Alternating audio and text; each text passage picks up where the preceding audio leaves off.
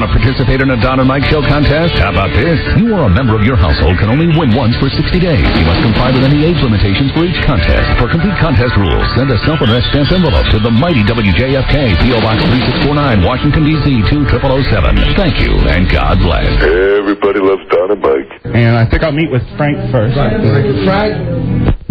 Portion, you were so great on the Ed Sullivan Show in the early 60s. Really fine.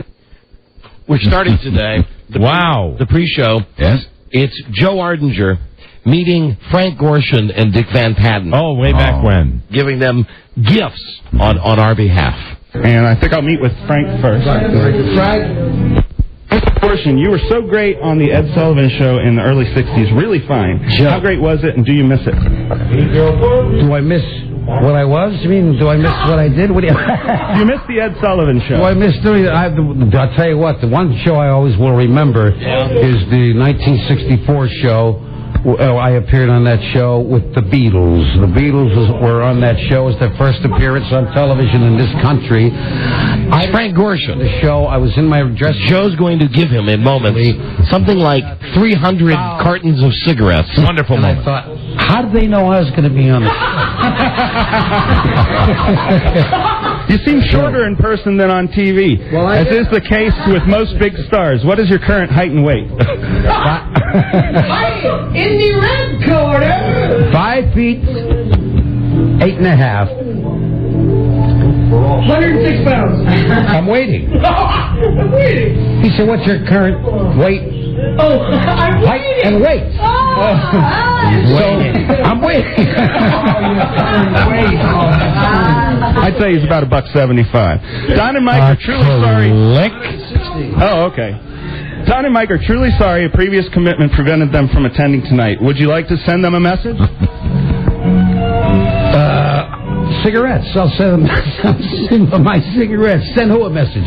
To the guys? Don and Mike. Just that, hey, listen, I'm going on and thinking about my cigarettes. All these cigarettes. You're speechless. You're without speech. Speechless, that's it. Thanks. You want to have a cigarette with me later? Yeah, sure. Oh, okay, great. You got some with you? Now, do we have the cut where Joe actually gives him the cigarettes? This must be... Number 14? This must be after. I don't know how to say this, but I don't smoke. Okay, hold on. All right. Here it is. Hold on. Proclamation to read. Joe's reading a proclamation. Yeah. Let me make sure that the deck is on. Oh, I'm nervous. Joe. I'm in the presence of big celebrities here. A hearty and booming hello to you, Jimmy Van Patten, Dick Van Patten, Frank Gorshin, from your big fans, Don Geronimo and Mike O'Mara. Wait, read that billing again. In any particular order. I am their emissary of love, Joseph William Ardinger, and it is a great pride I present you with 3 pounds of M&Ms, lovely cut flowers, Vantage regular smokes, as a token of admiration from Don and Mike. They applaud you, and if this is before the performance, break a leg, which it is. But it's my script, I had to read it. Thank you. Would you like to thank Don and Mike? Yes. Don and Mike, Joe, all of you, I'm overwhelmed. This is the nicest thing anyone's ever done. You didn't have to do it, but you're such great friends. We really appreciate it. We're just about to go on now in about 5 minutes, and Jimmy is here and Frank Gorshin is here, and they want to... Frank is overwhelmed, too. I'll put him on. I wish I could get to see you guys, though. All right, so Dick Van Patten, we said, I think, was it 3 pounds of M&Ms? I believe he was the M&M guy and Frank Gorshin was the Vantage cigarette guy. Frank Gorshin, really something obscene like 300 cartons of Vantage cigarettes. We found out, I think, in a previous interview with Frank Gorshin that he smoked Vantage cigarettes. His brand. See, what you don't remember is before this, there was a big lead-up. We were calling them on their bus as they were approaching. I believe this was like Fredericksburg or maybe Frederick, Maryland. I think it was Frederick. And we tracked them in, and that's when we found out that Mr. Gorshin liked Vantage. Okay, here's just one more. I don't know how to say this, but I don't smoke. I was just kidding. That's been a long time since anybody ever done anything as nice as that. I just can't believe it. Thank you. Thank you, guys. Gosh. Here's Jimmy.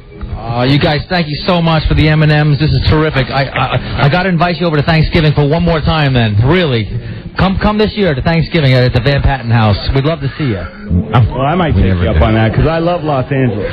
Oh, shut up, Joe. Joe. You know what's exciting is now he can smoke in his brass room. I'd love to have Thanksgiving with the Van Patten. It's just kind of a wild card. I was cleaning up the desk, and I said to Rob, oh, look, this says Dick Van Patten and Joe on it. Look at that. You know, if you went to their house for Thanksgiving, they'd make you sit at, like, the kids' table. You know, you never know where the archives are going to take And I you. guess we should probably save that. Oh, but let me say hello.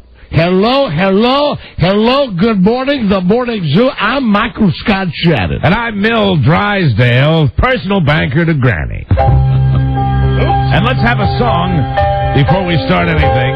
I hit the wrong button by accident, but let me just say, Michael Scott Shannon, the Morning Zoo, hard-working gal in the back room for the Don and Mike show. She's the gal Friday for Don and Mike.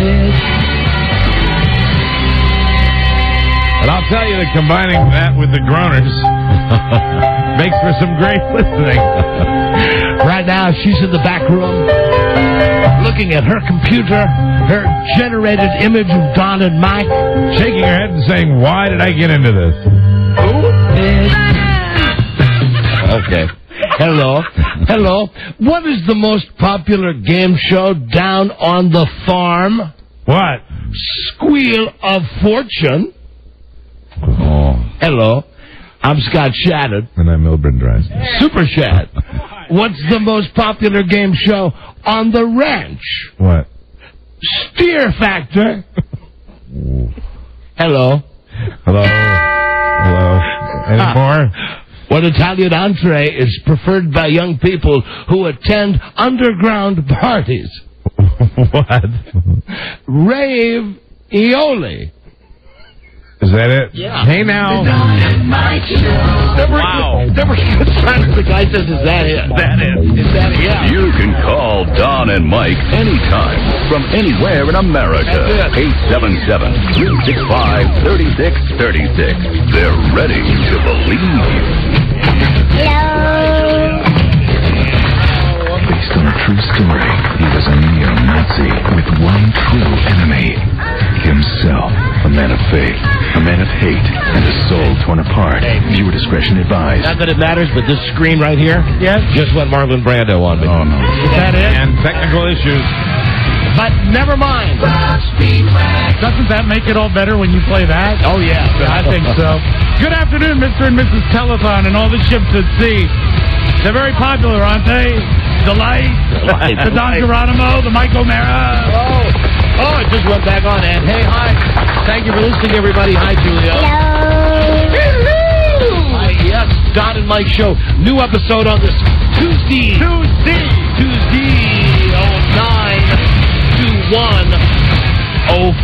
Hi, Don and Mike. Buzz Burbank here. Thank you, everybody, for listening. Don and Mike show. I think we've said that about a zillion times already. Don and Mike show. It's good to let people know. Right. It's Don and Mike show. Yes, as I said, it's good to let people know. Don and Mike show. 877-365-3636. Yes. From America. From Mexico. From Canada. 800-636-1067. From Washington, D.C. on WJFK. Call 202-432-1067. Hail, hail, the gang's all here. The Don and Mike show. Good to let people know. Yes, we are. The Light. Light? The light. He doesn't say the light. Lights. We're going to get to that very early today. We touched on the Jerry Lewis tapes a couple of days ago, or yesterday. It was just yesterday. Right. You know what it is? I am still in just such. There's no other word to describe it.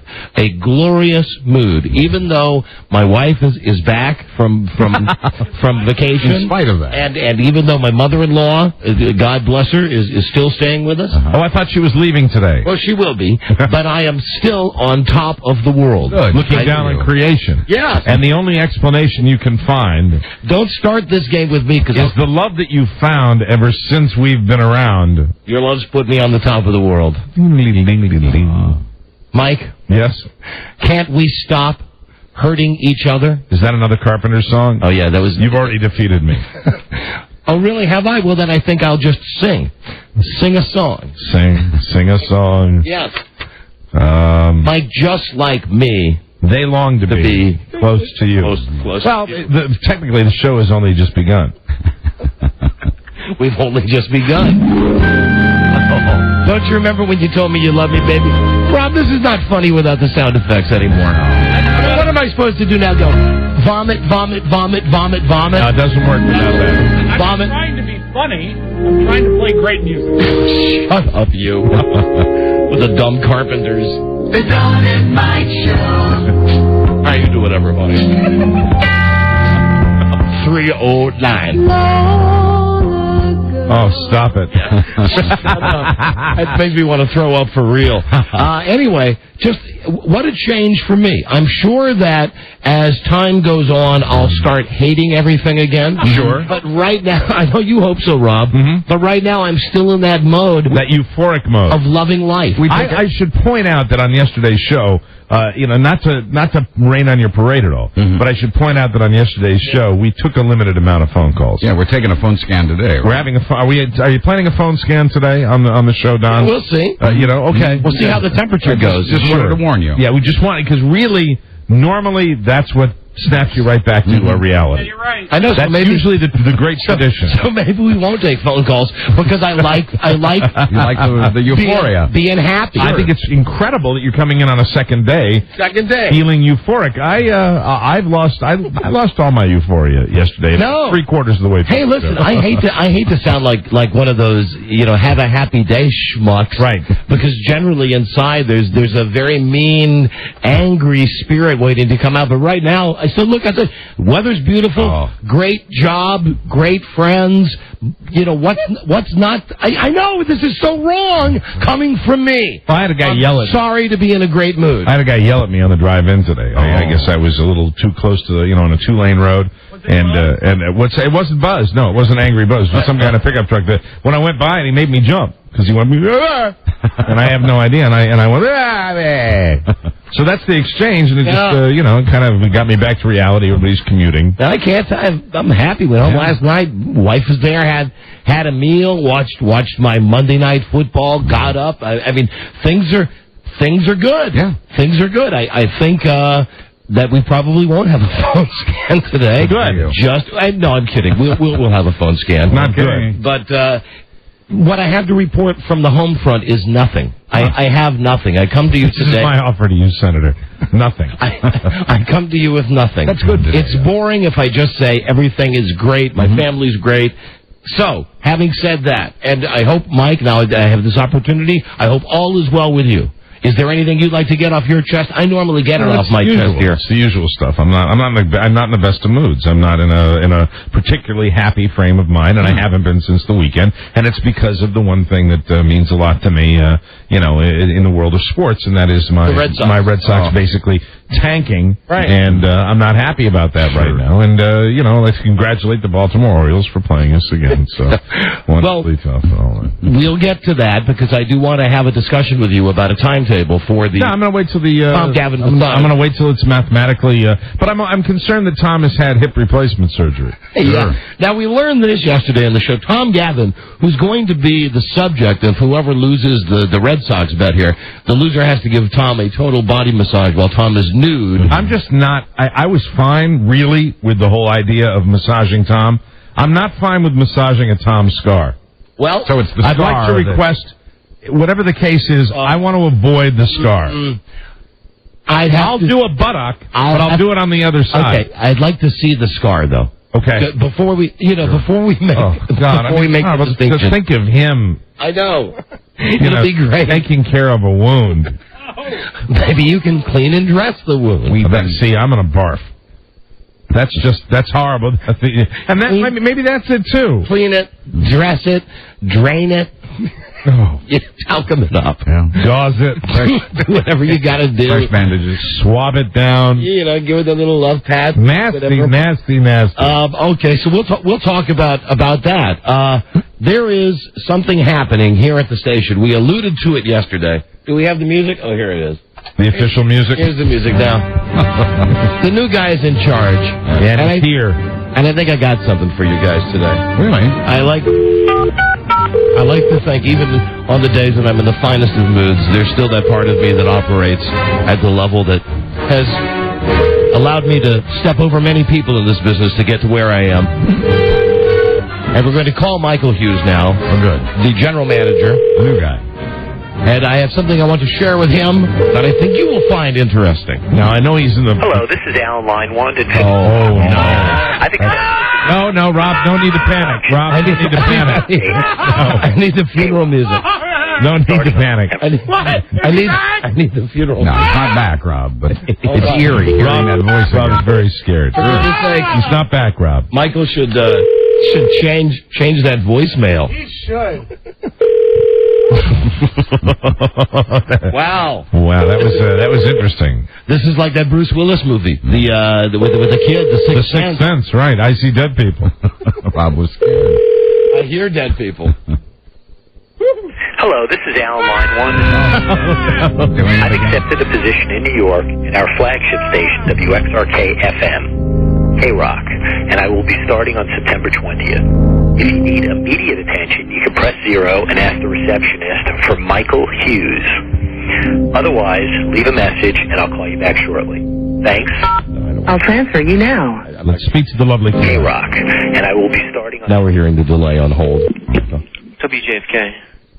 Oh, this is not Colette. This is the kid with the curly hair. How you doing, kid with curly hair? Doing pretty well. What's your name, kid with the curly hair? He looks Matt? like the guy from Scrubs. Yeah, hey, Matt, it's Don and Mike. What's happening, dude? Not too much. Do you know where Michael Hughes is? I have not the slightest clue. I want to thank you for your greeting when I came in today. I said, hey, how you doing? And you went, hey. Well, you know what? This is an important job in any business. Director of first impression. That's right. And this is the man that's making the person that you meet when you walk into whether it's a feed shop, a general store, Burger King, a mercantile, a Burger King. Thank you, Buzz, from yesterday's show. The local drugstore, the radio station. This is what you want. That general indifference that you've come to expect from Tower and Blockbuster. Let's find out how he is greeting people. Say someone comes into the lobby. How are you greeting them, Matt? When somebody walks into the studio? No, lobby, Matt. That where would you be are. The lobby? Yes. I say, hi, how you doing? I don't know. Hi, how you doing? Let me write that down. Hi, how you doing? I don't know. How'd you get this cherry gig working the front desk at our radio station? I walked up here one day and asked if I could work at the front desk. You walked up and asked if you could... Come on, you're part of some collegiate internship, aren't you? Yes, I'm actually an intern for Redskins Radio. For what? Oh, for Redskins Radio. Redskins Radio. And what college are you representing proudly? Washington University in St. Louis. You know, this makes sense. This means he answers to Steve Johnson. There you go. Is Mr. Johnson your sponsor? I guess technically he is. And good. He's quite a guy. Maybe you could be his sponsor, too. Hi, Steve. We'll get that later. Step 10 is hiring an intern, isn't it? Is it exciting, Matt, to be working at a radio station with a high-powered, nationally syndicated radio show like the Don and Mike Show? I'm having a great time. You are. Good. That's wonderful. So, here's a job. See if you can find out where Michael Hughes is. Beth Ann actually has him standing by. Oh, he's standing by. He's at his desk. Okay, well, nice talking to you. Nice talking to you, too. All right, see you later. Okay. Good luck. Bye-bye. Matt. He's like the new James. I walked in, I kind of bounced in. Except he's a much more immature James. He makes James appear to be a full-grown man. James at least strings sentences together. Intern James. I walked in today, I said, hey, how you doing? He said, hey. Hello? Hello? Hello? Is this Baby Doc? Hello, Baby Doc? Michael? Baby Doc. Baby Doc Duvalier? Hello, Michael? Good afternoon. Ladies and gentlemen, the Pineapple. Joining us for the first time as the general manager. The new dictator at WJFK. The new manager of the Burger King. Yes. Michael Hughes. Hi, guys. Michael, any statement that you have for our audience? I've studied the writings of the great dictators of our time, and, they had a lot of good things to say. That's wonderful. Rob's applauding that. Let me take this moment to say to you, Michael Hughes, who we've only known, how long have we known you? Like 14, 15 months, something like that? Something like that, over a year. Right. Yeah. He's been one of the muckety-mucks at Infinity, and now he's our muckety-muck. He's the general manager here. However, would you be surprised if I told you that his name is not Michael Hughes? You mean that is a radio name? Why? Part of it is. for Yes Now, everyone should know. His name is actually Todd. Todd Hughes. Thanks for outing me. So, listen, it's one thing for a disc jockey like myself, right, or a news jockey like Buzz. Mm-hmm. We use the fake names because when we got into radio over 30 years ago, everyone did. I've got a lifetime invested in my. And here's the odd thing: both of you guys, your real names are in fact Michael. Mike, yeah, just like you, Mike. Right. No, but now you're the first general manager I ever met with a fake name. How about that? How did that? It goes back to when I used to be on the radio, and obviously not very good at it because I wear suits now. Todd Hughes. But I was. It was when the Saturday Night Live bit was on, and the "Hey Todd," remember that? Oh, so you're dodging that. And my first program director, who was positively brilliant, clearly, because he's no longer in our business, said, "There's no way you're going on the radio as Todd. Your name is now Michael." Well, at least you came by it in the great tradition. Don, your name was given to you, correct? A program director just said to me. And Buzz, we gave you your name, Buzz, right? Buzz Burbank. But your name, Todd Hughes, was given by some program director. That's correct. Mm-hmm. So which is the real now? Todd Hughes is the real name, right? It is. So can everybody around the station now start calling you Todd instead of Michael? Well, they've been calling me Baby Doc all day. I think we ought to stick with Baby Doc. I like Baby Doc. Honestly, my mother is the only person that calls me Todd. Oh. Well, then I think Todd. I met my wife as Michael. Oh. Oh, your wife really? now? And she doesn't know? She only calls me Todd when she's really pissed. Well, I think we all have to call you Todd. And also, listen, I think really you got to change your voicemail. Because it's still got like Alan's outgoing message on it. Yeah, Alan's still on there, and it scared the hell out of Rob. I heard him scream. Was that what happened? Yeah, Rob had a special relationship. God, I heard that upstairs here. He had a special relationship with Alan Limewire. Like hearing the dead. All right, Todd Hughes. Well, listen, before we let you go, I know that there is massive house cleaning on the way here. Can you identify, for the benefit of the salespeople, from both sales and programming, can you identify one person whose job is absolutely safe from each venue, from the programming side and the sales side, and don't use any disc jockeys. I mean, you want two people, you want two names who are safe. Who are safe today. Who will Staffers who are safe. Who will not be voted off the Todd. I'd rather say who's not safe.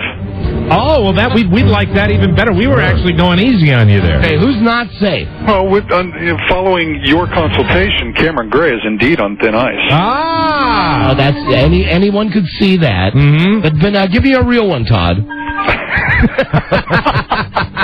That even sounds funny to me. It's my name. I actually, when I went to work in Houston, I met the chief engineer. The chief engineer had two fake names.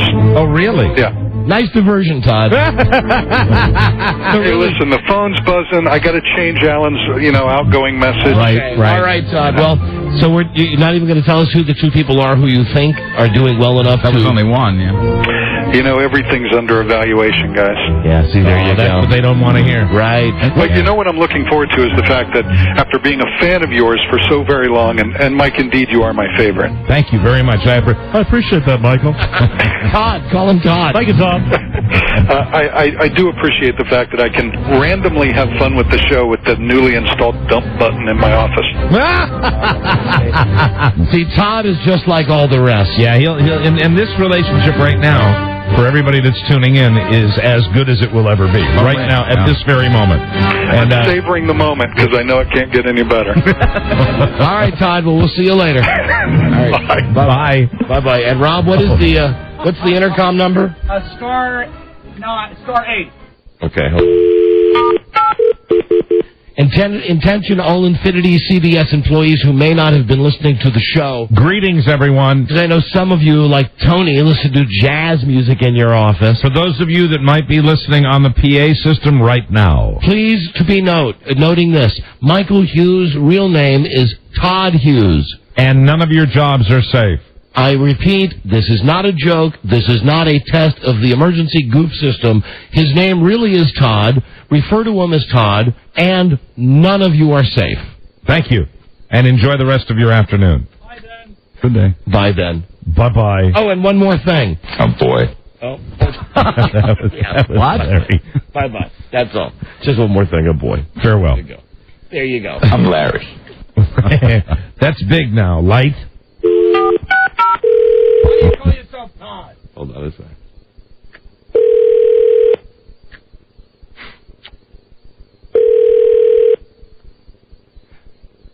Come on. Does the phone in Hughes' office say that we're calling? No, I don't think so. So I'd love to play the Larry tapes for him. Right. I bet. Hello, this is Alan Lyman. You're going to upset Rob again. I've accepted You're a position upsetting Rob. in New York at our flagship No, station. All right. I'm sorry, Rob. I'm sorry. Oh. I pinch myself more. I can't. Whoever thought I'd get. Whoever thought I'd get. That's big in the industry now. Light. If only I had known that Alan wasn't there. If I knew I'd live this long, I'd take better care of myself. Only I'd known. What's Alan doing right now? I'm lying in bed. There's a minister over there. People are all gathering around the bed. Really? Alan, are you worried? The only thing I worry about is dying. All right, and you left here to work at a Burger King where? New York. There he goes. Wonderful. In New York. He's Alan from the corner. He's Alan. Hey, Alan, good news. We're moving you to a different Burger King. You got to be kidding me. I'm not. And they're going to say it's a promotion. Unbelievable. Yeah. I know. What's everybody saying around here? Good luck. Good luck. Okay, that's that. That's Todd Hughes. Wonderful. That's delightful. What a great way to start the show. I have known plenty of regular disc jockey types and, like I said, news types and voice guys. Sure. But never a general manager with a fake name. Well, he got it from his days when he was a DJ. Mm-hmm. Yeah, but come on, he's a general manager, and he was never. Obviously, he was never a good disc jockey, or he wouldn't have become a general manager. That's what he said, right? Correct, right? Hello, Don and Mike show. Hello. Oh, I got to flip that on. Hello, Don and Mike. There you go. You're on the air. Hello. Well, that's rude. Hello, Don and Mike show. Huey, Todd, how are you anyway? Oh, Todd. that's right, That's Jerry right, Todd. Okay, you know what? Excellent. That's why you got Huey Todd. Wonderful. Huey Todd. What's wrong with this screen right here? It's great. I know it's great. It says no video input. I like that one over there, the one that's upside down and sideways. No video input. Please check cable. I will. No problem. No problem Whose at all. cup of Joe is that over there, Rob? But there's a steaming cup of Joe over there. You see that cup right over there? That was left behind last night. Isn't that lovely? So that's No longer steaming. That's a cup of coffee. No, I don't That's want a it. cup of coffee. Oh, thanks, Rob. That is what happened. He dribbled coffee on Mike's newspaper. Hold on. What, Robbie? What? What? Hold on. I can't hear you. What'd you say? I spilled coffee on Mike's paper. Rob did that thing where a guy's got a cup of coffee, you ask him what time it is, but Rob wasn't even checking his watch. He just turned the cup out.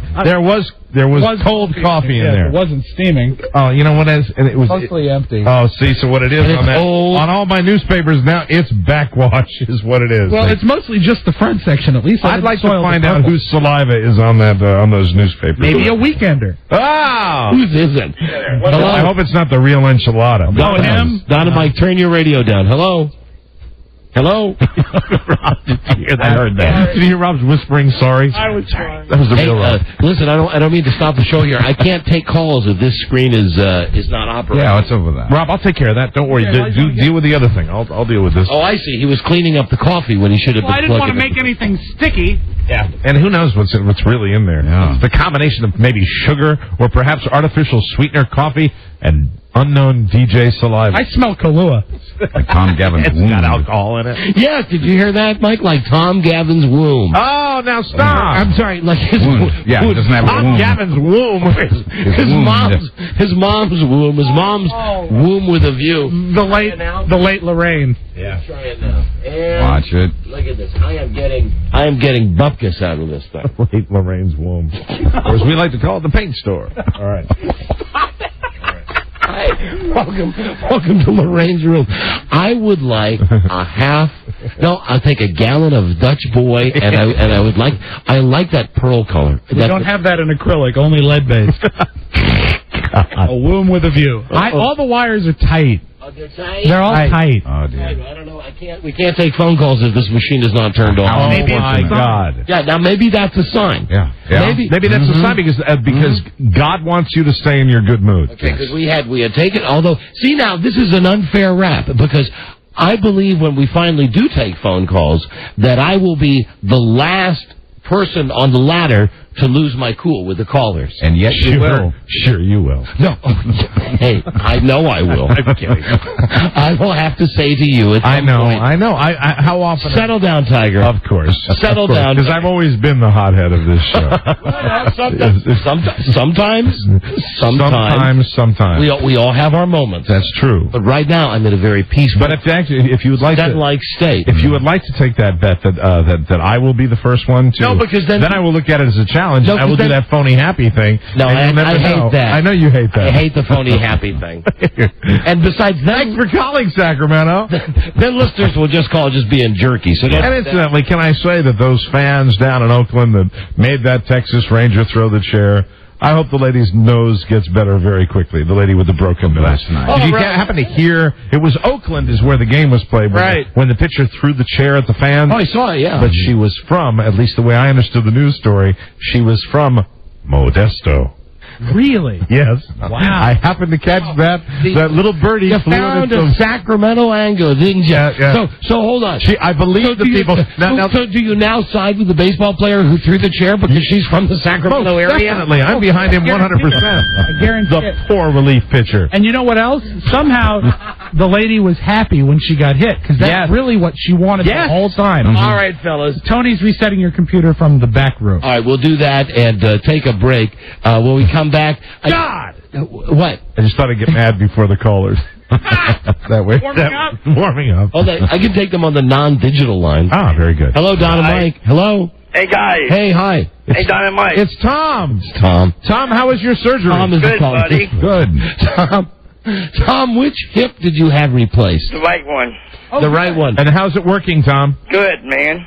How long ago did you have the surgery? I had it yesterday morning. Yesterday morning? Are you out of the hospital already? No, I'm still in. You're in the hospital? You sound like you're doing very well.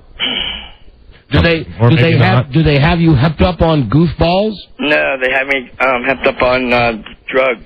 Drugs? That's much better. Better drugs than goofballs. Yeah. And Tom, remember, no drugs, but lots of hugs. Yep. How long before you heal, Tom? I don't know. Did the doctor say when you'd be able to resume your ballroom dancing? I don't know. Tom, how long are you going to be in the hospital? I don't know. Can you spell hospital? No, watch it, Rob. Hey, watch it, Rob. He's in the hospital. Rob, is there Rob? Tom, is there a nurse? Is there a nurse or a doctor there we could speak to? Not now. Dr. Payne? Dr. Giggles.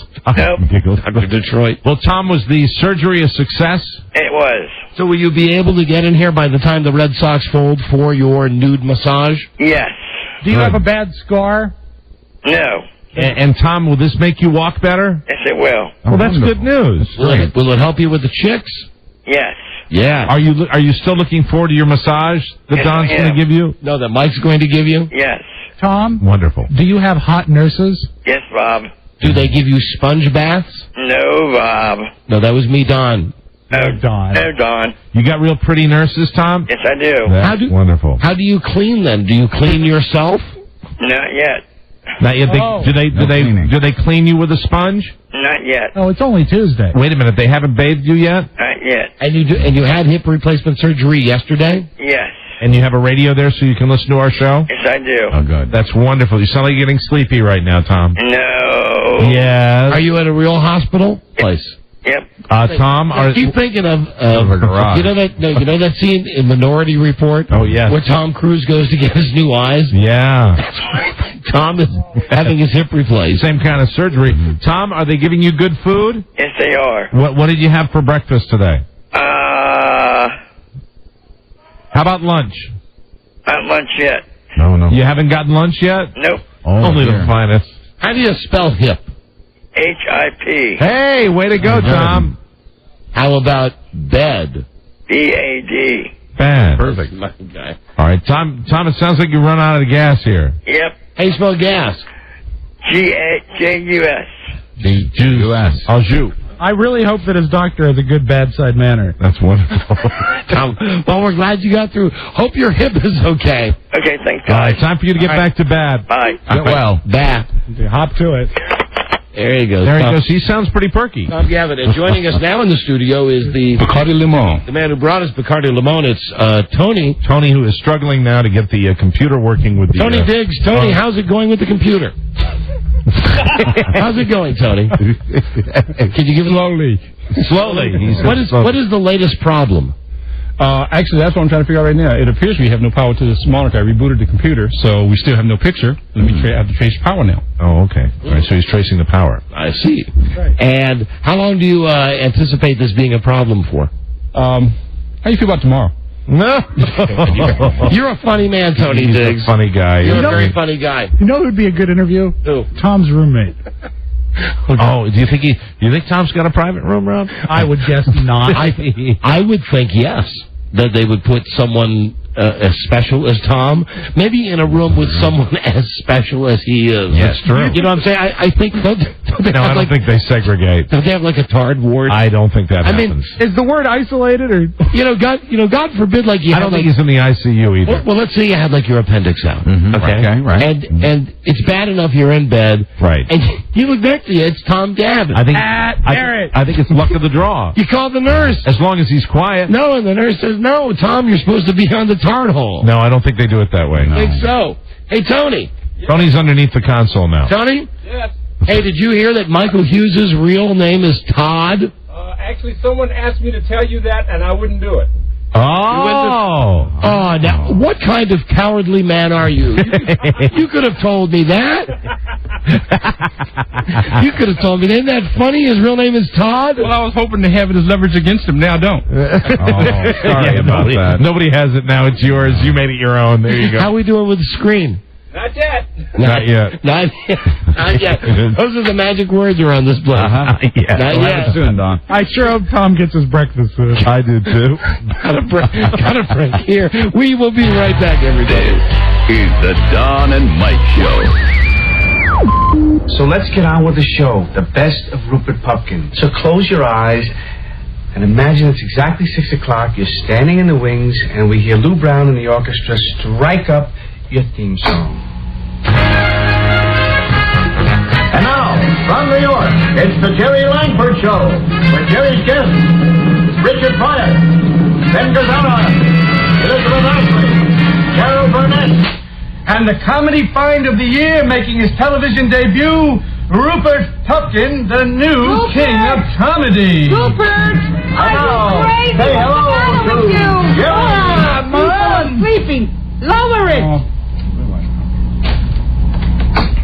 What's the matter with you? Mom! Take it easy. Lower it. I'm not going to lower it. I have to do this now. I don't mind you playing it, but lower it. The Don and Mike Show. Be a dear and listen to the Don and Mike Show. Yeah, thanks to Pamela. Let me mention today, we'll have Britney Spears. Now operating with a 7-day delay. Hi. The Don and Mike Show. We'll have Britney Spears' almost grandmother-in-law on the show. That's from yesterday, but She's also back from shopping? Right, today. Tomorrow on the show, Nancy O'Dell from Access Hollywood. Good. Then later this week, the guy that wasn't fired from The Apprentice, the guy who actually got the job with Donald Trump. I hope it goes better than the guy that was fired. Yeah, I think so. I would assume it will. I think it will, and this guy will be able to ask what it's like once he won the job, won the show. He's been in the Donald Trump empire, and he'll be able to tell us all about it. Right, so that's on Thursday. Then Friday, Rich Eisen will join us from the NFL Network. They've asked me not to call it the NFL Channel. He'll be here every Friday. Thank you to Tony Diggs. Yeah, Tony did it. He delivered. Bacardi Limon. A man. Oh, man. Yes, he delivered. Bacardi Limon. You see. He took care of that underneath the console, you understand? The console. Bacardi Limon. There you go. It's all finished, you see. Computers. There you go. Yes, I tell you, this thing is a piece of, and he wouldn't finish that. I finished it for him. Yeah. Anyway, thank you, Tony, for fixing the computer. Yeah. I don't know if you guys watched Monday Night Football last night. I watched. I looked in on it. The low light was God, I don't know why they parade him out like he's the king of ABC. Mm-hmm. But again, Jim Belushi, not Regis. Great promos for the According to Jim premiere. Well, not only promos, at halftime, you know how they do the coming up at halftime? It was Al Michaels speaks to Patriots coach Brian Billick, whatever it was, or Belichick, whatever his name is, and a live appearance from Jim Belushi. Jim Belushi, who, did he appear to be enjoying his newfound fame? Yeah. Because really, I mean, he's always been well known, because of his brother. But he's not really a famous. few movies, but now he's got a hit TV show on ABC. But here's the thing that we have to have someday the serious debate about this. Okay. About According to Jim. Mm-hmm.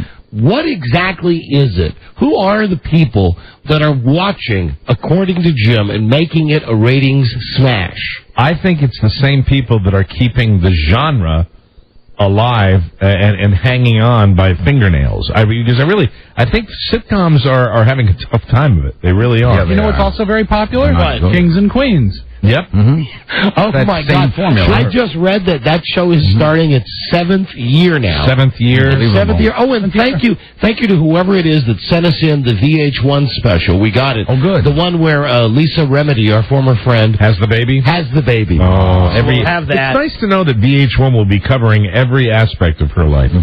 We'll have that for you. Buzz, I don't have the song yet, the Black Eyed Peas song. Yes. Buzz told me something today that blew me away that I would love to use on the show. Okay. Now, there's that Black Eyed Peas song. Love them. They played it during the NBA Finals. Mm-hmm. You're going to hear it everywhere. That we one. heard it at the football game when you and I went. At the Redskins game. It said, "Let's get it started, bum bum. Right. Let's get it started in here." Mm-hmm. And for the first time I heard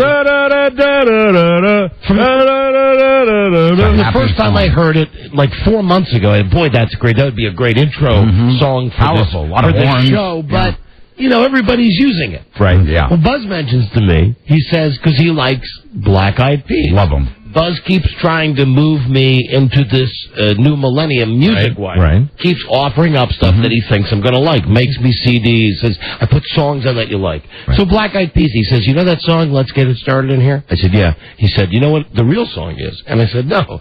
He said, it's Let's Get Retarded.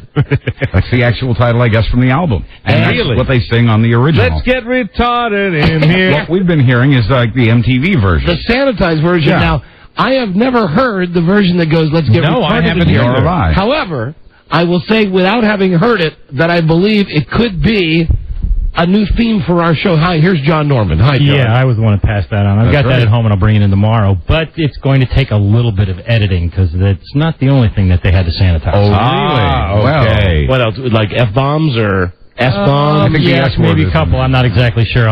Could you get it clearly where they say, Let's get retarded? Definitely. Let's get retarded. That's the theme of this show. That's the part we And want. I think we got to go with it. I'll have something worked up for you when you get in. And maybe I'm the last person on the face of the earth to know anything about music. Obviously, at this point I am. Right. Well, no, I'm right behind you. I had no idea that there was a version where they sang, Let's Get Retarded. Nor did I until John told me. And I guess that wouldn't work during football games, I mean, they used it for the NBA playoffs. Oh, they did? Oh, really? Yeah. Okay. And it's out as a hit record now. So I guess, they probably said, I imagine whatever marketing genius said, that's really a great song, but can't you say, Let's Get It Started instead of Let's Get Retarded? Let's get retarded in here. Can you do that for us? Can you sanitize that for us, please? Anybody out there listening, if you got the CD, is it on the CD? Yeah, it's on the newest Black Eyed Peas CD. Well, then we could just send Joe out to buy the stuff. Absolutely. All right, Joe, go buy that.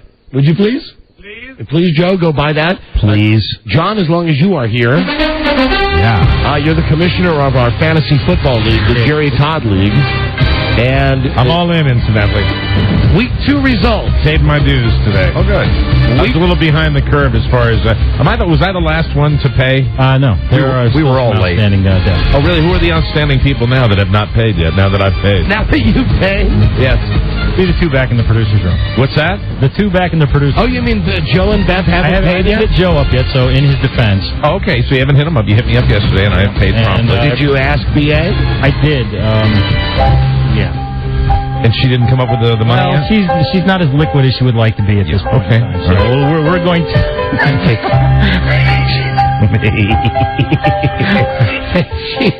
I'm sorry, Beth. Liquid like honey? Is that what you're saying? Plenty liquid. There's your jingle. Plenty liquid. Okay, John, we've got the Fantasy League. Right. The Jerry Todd League. All right, since we weren't around last week, we'll give you the week 1 results. I won, beat Buzz 129-97. Beth Ann fell to Bart 97-83. Don beat Mike 98-78. That was the first week? This is first week. And Rob beat Joe 104-94, so I took home the money for that week. Week 2, Bart with 98 beat me. I had 70. Buzz was the killer this week. 126 over Beth Ann at 72. Let's see. Mike beat Joe 85-80. Yes. And in a squeaker, Don took down Rob 77-75. Wow. 2-0, baby. So who are the other 2-0 teams? 2-0 teams: Don, Geronimo, and Bart. Mm-hmm. That would be it. It's in the genes, baby. We got 3 teams locked at 1-1. Rob, Mike, myself, and Buzz, and Beth Ann and Joe at 0-2. Very good. So it's it's a pretty well balanced league so far. So far, so good. Yeah. We should get those guys to pay up though. To pay the dues because we're not going to get the money. I agree. No, I got enough money. What are they waiting for? Each week. Hello? Hi, hey, listen. Who is this? Beth Ann. Poor Beth Ann. Poor Beth Ann.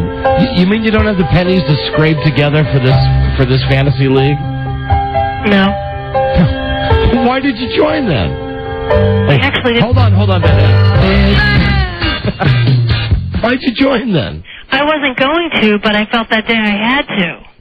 Oh, you thought it was part of your job description? Yeah. Oh. How much do we charge? Like $100? $100 and 20 for the service. 120. All right. So listen. So your daughter doesn't eat for a couple of days, because I know you care more about your daughter than you do your dog than your daughter. Uh-huh. Is it still like that now? Is it still? It was never more. It was the same. Equal. It was equal. Do you still love your dog and your daughter equally? Yes. Was that Smoker's Corner in the background there? Mr. Arger hacking up a lung? Yeah, it was. So, this $100 that you have to pay for the fantasy football, yeah. If the fee was waived and you had to buy a gift, would you buy... Rob. What did Rob write down? Rob wrote down that $120 would buy 3 or 4 Christmas blouses, which is unfair. That is unfair. But true. That is. Beth Ann, you do wear Christmas blouses an awful lot to work. Shall we take up a collection for BA? For her I'm good with that. No, listen, I happen to know she's making more than at least 3 people in this room. So I don't think we have to take up a collection for her. Oh, we'll work out a payment plan. I've got enough money for the payouts for each week. It's going to come down to it at the end. But Beth Ann, let's say that one good week though, that'll take care of it for her. Oh, that's true. VA, let's say that you one week you win the money, you have the best team out there. You've got Peyton Manning, for goodness sakes, even though you didn't play him in week 1. What a girl. I know. You didn't play him? No, I can't blame it on Joe because I wanted to save him. So I Save him. played. What do you mean you wanted to save him? He wouldn't be injured? All right. Save him for what? I thought Jake Plummer would be really all excited because it's the first game of the season. Oh, yeah, well, you keep thinking like that. Well, in her defense, it really wasn't that far off. Plummer had 20, and Peyton Manning had 21. That is close. It's a girl thing. Yeah, I know. It's a girl thing. I tried to help her. Thought he'd be excited. That, motivation. Anyway, if you were to win $100, who would you spend it on? If you had to spend it on either your dog or your daughter. Yeah, and you couldn't spend it on both. You had to make that decision. Who would you buy a gift for today? My daughter. Your daughter? Oh, your daughter's going to feel very good about that. Thanks. That's good. You wouldn't buy anything for your dog, though? Not even on the down low? She already has stuff. Your dog's pretty well taken care of in the toy department? Yes, okay. What's your dog's favorite thing? My daughter's underwear. Oh, hey, Whoa. She's a very interesting girl. From her hair, from her feet down, whatever. I forget. She's a very kinky girl. To her toenails. Yes, under her toenails. Wow. Hey, Beth Ann, look at this. We have people now calling saying that they'll put money in the fund for you. Oh, that's nice. But these people don't know you make more money than they do. Tom. Yes. Tom. Yeah. Tom. You're calling to support Beth Ann? Yeah, I put probably 50 or I put all 120 in for her.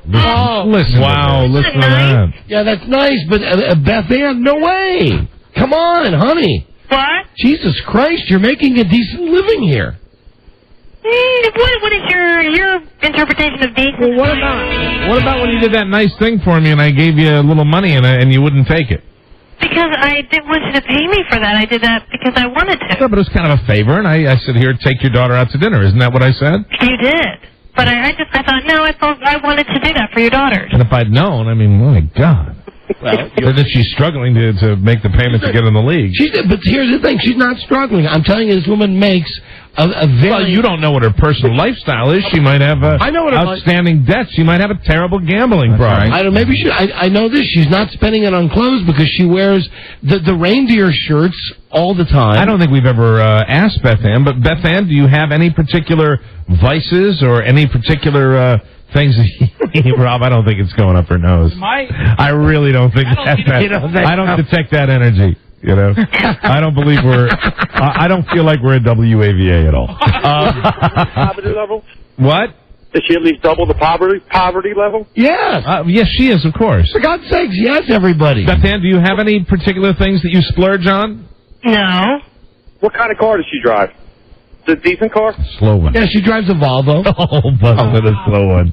See, listen, everybody, don't cry for her Argentina. This woman does okay. Okay?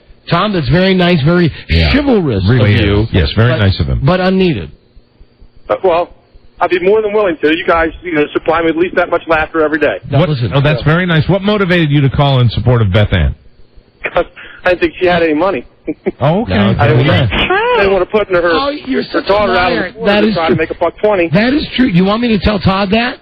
What? That you don't make any money? No, I don't want you to tell her, but it was awful nice of him to do that. It was very nice of this guy to offer that. No, I meant, and by Todd, I didn't mean this guy on the telephone. The new boss. I meant Todd Hughes. Oh, I forgot. See, he's still baby doc to me. Beth Ann, do you collect Hummels? No, I collect Hummels, sir. You don't have like a large collection of figurines? I think my vice would be my rent. Do you have Blue Boy plates? Or magazine? And of course, I'm not talking about the little boy in the painting. I'm talking about actually the magazine. That's right, Mike. We all knew. Yeah, we're all familiar with this Blue Boy. Blue Boy plate, the set with the covers on. Blue Boy fan. All right, well, listen, Beth Ann. There's no reason for you not to join the league. So pony up the cash, honey. You're not a charity case. I really can't. Pep talk over. That's an order. Pay $100 to join the league. For God's sake, you should have told us last week or a month ago. I told John the whole time. Well, Don, I guess really, Don, technically it is between her and the commissioner. If John is willing to set up a payment plan. But that just makes us look like schmucks. It really makes us look like schmucks. Because I'm telling you, it's not like she's not on the poverty line. Well, the commissioner could determine whether she could pay cash or with services. Oh, God. That's back in your day, Rob, when you were the commissioner. That's right, and that was working. That was what you did. Buzz payments due. Not again. All right, well, there she is, the poor little matchstick girl. Who was that, John? John Norman shooting me a look. Yes, he stuck his head in just to look at Rob. Well, Beth Ann, perhaps you'll be able to spend your spare time panhandling, or maybe, God forbid, turning tricks, so that you can come up with this additional money to join your peers in our fantasy league. If you're looking to collect a few extra shekels, you might want to consult Rob Spiewak. He wrote the manual on how to pick up a few extra dollars. Well, I was thinking of painting Paul Gorgie's office. Oh, how much? I was going to ask him if he wanted me to do it. Wonder how much how much would you charge him for that? $50. You know what you could do, perhaps? Be like those kids and go door to door, so candy bars. And then once I get the money from flowers that we sent to Lisa Joyner, I'd be in. No, wait a minute. Hold on a second. What is she saying? With the $50 she got from painting Paul's office, plus being reimbursed for the flowers she sent to Lisa Joyner. Well, whose fault is that? That's not our fault. I know. And I told John all this. I said, wait a minute. Hold on. Hold on a second. I don't mean to trivialize money here, but I know the salary that you make. Mm-hmm. I know the salary that you make. Either Rob's right. Either it's going up your nose, or it's going into a vein, or you're hiring a contracted hit on somebody, or something's going on. Because Jesus, well, she might just be parsimonious. She might not want to part with it. No. If I had it, I'd give it. I really would. You know what? I'm going to need to see a copy of your budget. I really am going to need to see a copy of your budget. That's fine. I mean, have you done... Do you have a timeshare? No, I have nothing. Have you done that little thing where you sit down and say, this is the amount of money I have coming in every month, this is my rent, this is what I can afford for gas and Do you think you could go one weekend without a male escort? Yes, and I don't spend it on that. I don't. Believe me, I'm very frugal with my money that I get from... Are you waiting for the station to reimburse you for the flowers? Because I was going to give it to John, yeah. Oh, boy, that's tough, because you'll never see that. It'll be a while. Yeah. Well, when did we send the flowers to Lisa Joyner? In July. In July. That means a year from next August. Right. And he's not exaggerating. But listen, here's my point, though. And granted, this place is awful at paying you back when you turn something in and getting your money back. Right. But, come on, I'm telling you, this woman is not a poverty case. I mean, if you don't want to be in the league, you don't have to be in the league. But don't come up with the, I can't afford it. You know, please, come on. For God's sakes. It's not like you're making Burger King money. Mm-hmm. Right? Well, it depends on what position you have at Burger King. Whether fries or manager. Yeah, right. Okay. Agreed. Oh, my. Agreed. Oh, you're killing me with Well, we love having you in the league, Beth Ann. Yeah, we love having you in the league. Because I look forward to playing you with that Peyton Manning decision. Gosh, I hope they don't turn off your electricity or anything at home. You know, I hope they don't. Well, then you could live in your Volvo. That's a car that most homeless people or people who are really down on their luck are in. I paid for that car in cash. Well, there's the problem. See, that's what it is. It's probably you're not liquid. You don't carry a lot of debt, right? Well, yeah. Well, no, I don't think I have debt. That might be. Well, pardon me? I have debt. Well, you have debt. That might be it. Yeah, that could be an issue. Do you have bad credit? I mean, you're talking to the king of bad credit, honey. No, I mean, I don't have bad credit. I just was without a job for a while, and then, things started. And so this is how you thank the people who gave you a job. This is how you thank them. At the time. You had a job, and the job that you had before, did it pay you the same hourly wage you're making now? Are you making more now? A little more. Mm-hmm. Well, now, whose fault is that if it should have been a lot more? Whose fault is that? Alan's. Good call. Blame the dead guy. That was a good one. Yeah. That was a smart move. Yeah. Well handled, Beth Ann. She's right. It is his fault, usually. Yeah. In all things like that. Well, she gets back up from Rob Spiewak on that. Yeah. Listen, whatever. I don't care if you got to go sell tricks or get your lovely daughter out on the street. Whatever. Oh, my God. Whether if you have to sell blood, whatever. Come up with and act like the Judds. People are dying to be entertained. Like Winona and Naomi. Yeah, come up with a payment plan so poor Beth Ann McBride. Well, I think John's working on a payment plan. I think cannot come up with. Beth Ann, what would be a reasonable payment per week? I told him I was going to give it all on the 15th of next month. The 15th of next month. Payday. Before Thanksgiving. October 15th. Right before Halloween. Hopefully you'll have a little left over for a costume. I'm sorry, what? Would you be able to pay $5 a week? You know what's tough about that, though? You're going to have to come up with all that money for the fantasy league, and then Don's going to beat you over the head about that full-size candy bar. Oh, that's right. To dole out for Halloween, which we're all required to give. Oh, you have to give out full-size candy bars at Halloween. You just have to, or kids will hate you. I do? Yeah. Oh, you do? Yeah. Welcome to the show. Yeah, everybody. Does Don come to all of our homes? No, I think ahead for all of you. I know that you don't want to have your house egged or toilet papered. When the kids come, give them full size.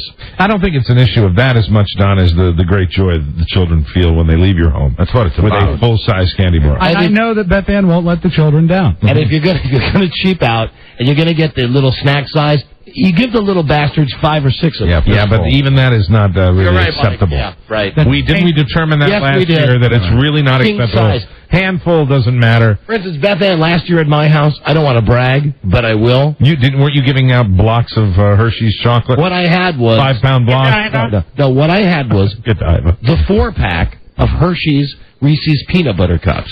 Wow, unbelievably generous. Now, don't tell me that the kids didn't like that. That's the giant size with a bonus cup. Yeah, most times you go to a house, they give you one. They give you just one peanut butter cup. And that's normally good, but you get that big, long sleeve with 4 of them. You know you're set. There you go. That's how you take care of the kids. I save money by unwrapping mine. Well, you check for razors for I them. check for everything. I just do an inspection, and when they reach in, it gets a little melted after an evening of Halloween. But they get the raw peanut butter cup without that pesky brown cup that it sits in, and none of the wrapping paper. At my house, everyone gets 4 shares of M&M Mars stock and a filet mignon. Well, pre-cooked. Either way, listen. Ready to go. Medium well. Listen, little matchstick girl. Yeah.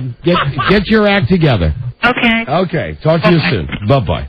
Here she goes. Another day where she is simply delighted to be in our company.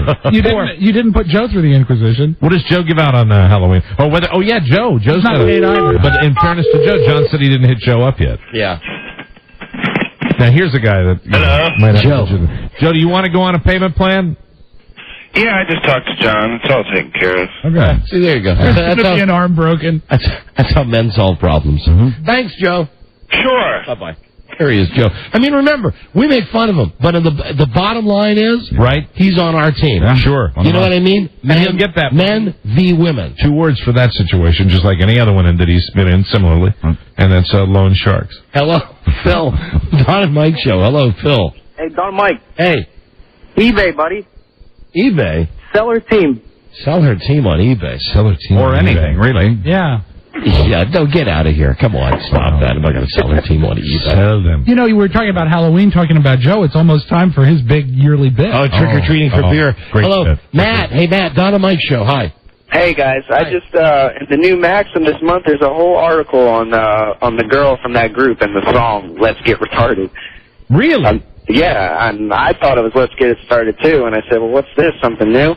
It says "retardando" is the musical term for slow down. So the song means slowing down your inhibitions and having a good time. Well, we got to get somebody's got to go buy us a copy of that CD like yesterday, so we can start playing "Let's Get Retarded." Excellent. Yeah, that would be a great opener, I think. I like any band with a girl in it that has the word black eye. And hello, Don and Mike show. Hello, Don. Yeah. I'll pay $10 right now to see your thong. Oh, would you song guys get out of here with Beth Ann's? Yeah, we didn't even ask whether she was thonging up today. Beth Ann's Thonged up. Thonged up. Right. Got a break, and when we come back, the Jerry stuff. Okay, here we go. The Jerry Lewis Telethon. This late. Do you realize if it wasn't for these firefighters, I'd never get to the studio? We got a telethon to do. And the firefighters, of course, are getting me there because they've been my sponsor for 50 years, since 1950. You remember we heard a little bit of this yesterday? The firefighters. Just a brief recap here of what's to come when we hear all of the Jerry Lewis Telethon tapes. Hello? There you go. Do you need any more than that? That's a great tease. There's a lot. You need any more than that? Hello? Jerry Lewis. The firefighters. We'll be right back. This is the Don and Mike Show. From what was once an inarticulate mass of lifeless tissues, may I now present a cultured, sophisticated man about town. Hit it! I'm like a beautiful lady from Chicago. If you're blue and you don't know where to go to, why don't you go where fashion sits? I'm like a beautiful lady from Chicago. Different types who wear a day coat, pants with stripes, or cutaway coat, perfect fit. I'm like a beautiful lady from Chicago. Dressed up like $1 million trooper, trying mighty hard to look like Gary Cooper. I'm like a beautiful lady from Chicago.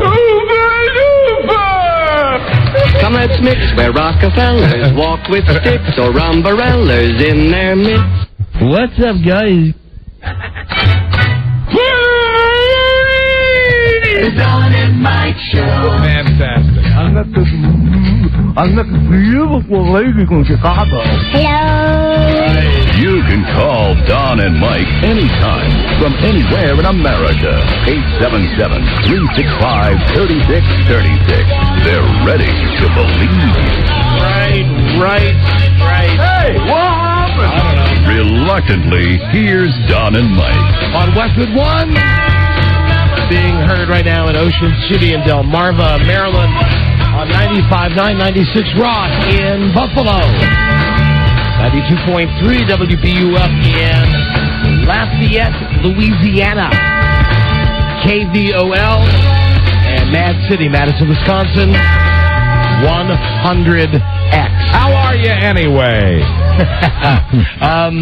Jerry, Todd, we don't have that one in the machine, do we? No, we don't. What do we have? We have this, though. Hello. That's Jerry Lewis during the telethon. Which reminds me how sick Rodney Dangerfield is. Yes, Rodney not doing well. When you hear this thing with Jerry, Rodney Dangerfield is in. Now, this is funny because remember yesterday we played the tape, and we'll get to it here, from the telethon. Right. Larry King is talking to a guy from Budweiser on the Jerry Lewis telethon. And it was just funny because Larry's so out of touch. And Larry was asking him about Bud Light. And Larry said, light is good. That's big now, isn't it? Light. Light. So Rodney Dangerfield has had a light coma with half the calories and half the carbs. But he's back. Of a regular coma. Entire Anheuser-Busch MDA team, it is my honor to present this check to MDA in the amount of $773,000. Whoa. Now the insightful Larry King from the telethon. How's Bud Light doing? Doing great. That's a big part of the industry now, right? Light. It is. It's the number one beer in the nation. Is Light? Yes, it is. Bud Light. Good sign America's trimming down. Thank you. Thank you. Jerry Todd. Good sign 20 years ago. So it's a light coma that Rodney is in. Bye-bye, boys. See you later. Wait, what is it? Don't we have a tape? Bye-bye, boys. Yeah, when he was on the show, Bye-bye, boys. Yeah, we had him out in L.A. Let's see. Who went to see him when he was in intensive care? When he was conscious. Right. List of people who went to see him include Roseanne, Jay Leno, Louis Anderson, Andrew Dice Clay, Jim Carrey, and Adam Sandler. Yeah, he's kind of the mentor for a lot of comedians. So that's Rodney Dangerfield with the light coma. We're going to have today, now postponed from yesterday on the show, we're going to have this lady, Betty Alexander. She is white trash personified, and she's the grandma of Jason Alexander. Not the one from Seinfeld, but the one that married Britney Spears for 5 minutes. She was out at the store yesterday, so we didn't get a chance to have her on the show. I've got news about Britney Spears' divorce. She's so white trashy, but saying that name, Jason Alexander, reminded me. Last night... Did you get a chance to peer in at the new show? I did watch the show called Lighten Up. You misspoke. You said... Britney's divorce. It's not to that yet. Oh, no. It's a wedding right now. I think we ought to take a pool, though. Understandable. We ought to have a pool around the office. That's true. Last night, in fact, thank you, Rob. Yes, her marriage, not her divorce. I watched the CBS show based loosely on Tony Kornheiser and Michael Wilbon, right? The PTI show. Right. And got incredible reviews. The worst reviews of any sitcom I've ever read. Here's the thing. Tony Kornheiser, and you should roll tape because a lot of people think that we don't say nice stuff about people in our business. I'll tell you that I think Tony Kornheiser is brilliant. He's brilliant writing. He's brilliant talking. He's brilliant when he had a radio show. I was a huge fan of his radio show. He has always been an entertaining guy, and he really writes some of the funniest columns I've ever read. He's the best.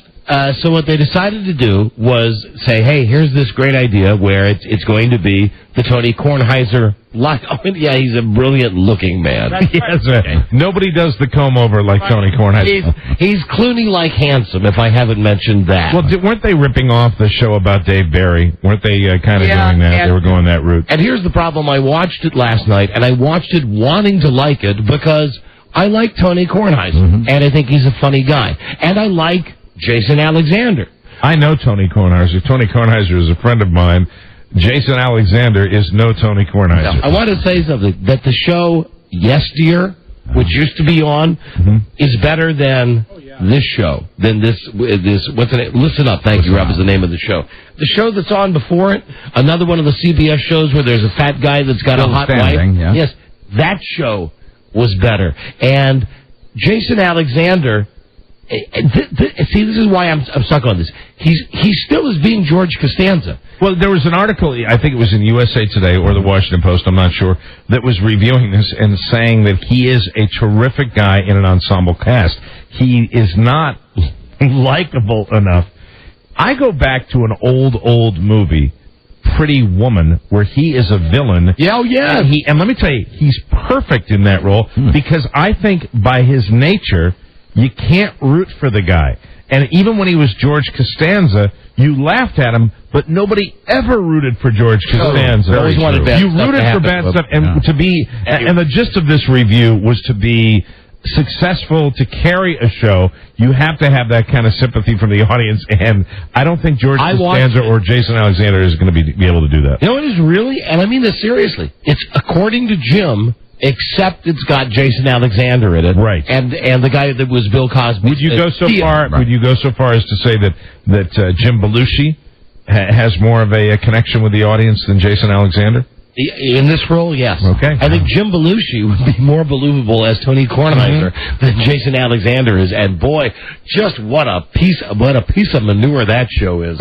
Sorry about that, Tony. Get the money and run. Yeah, it's not going to be on for long. On that one. So anyway, so Jason Alexander, the guy who married Britney Spears for 10 minutes, and apparently was a bit banged up, a little bit disturbed that it was annulled as quickly as it was. So we'll have his grandma on the show commenting on Britney Spears' marriage, and now I hope she's bitter. The divorce. I did mention the divorce only because there's an offshore online betting service that will give you odds right now. Fantastic. On how long the marriage would last.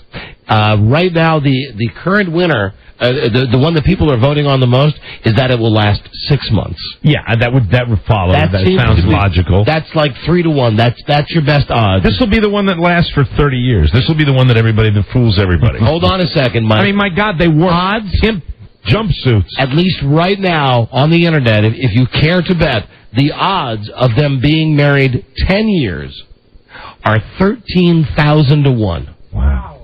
So if you got some money, go ahead, lay it down. Yeah, I hate to wait though. However, here's some stuff about her. She's just. Does it have the odds of 5 years? No, it only has 6 months, and then the max, all right. 10 years or more. Britney Spears did get her white trash husband, who became her white trash husband on Saturday. Anyway, she got him to sign a prenup. Oh, really? So he did sign. He got into an argument with Britney Spears' mom about this, that, I ain't going to sign no prenup. The mom said, you're going to sign it. I'm looking at a website for something in the UK where they are, and Britney Spears and what's his name, Kevin Federline, they have not left their honeymoon suite in over 48 hours. Is that where they are? They're in Great Britain now? Yeah. Or they started somewhere and ended up in... Because I thought they got married in Century City in Los Angeles. Right. At like the hairdresser's house. And where are they now? They left there Sunday. Okay. And now 48 hours later, they're spotted in London. Britney also says she hopes to create a love child. And there's another picture of her. Away. There's another picture of her walking out of yet another mini mart. The bathroom with no shoes on. It's like the third picture I've seen in a month. I don't know with her. Her mother's explained that. She said that Britney, because of some kind of injury, can only wear tennis shoes, and it's just in the summer, just so darn hot. Oh, come on. There's this huge article in one of the tabloids about the bacteria. The bacteria factor, especially when she doesn't just do it outside. She walks into, like, bars. Oh, yeah, you can pick it up. And restaurants. I was reading something in some Entertainment This Week magazine where they had all of these Hollywood experts saying she should just go somewhere and not be seen for 6 months because everything she does now, it turns out bad for her. Right. They try to give her the benefit of the doubt. Okay, she's a backwoods girl. Right. She's just homespun fun. Who is she to know that you should wear shoes when you're going to go into a mini mart bathroom? I guess she doesn't read the signs at most normal business establishments that require footwear. But that ain't as great as the Michael Jackson stuff. Okay. And Buzz, I don't know if you're going to have this in the news or not. No, go ahead.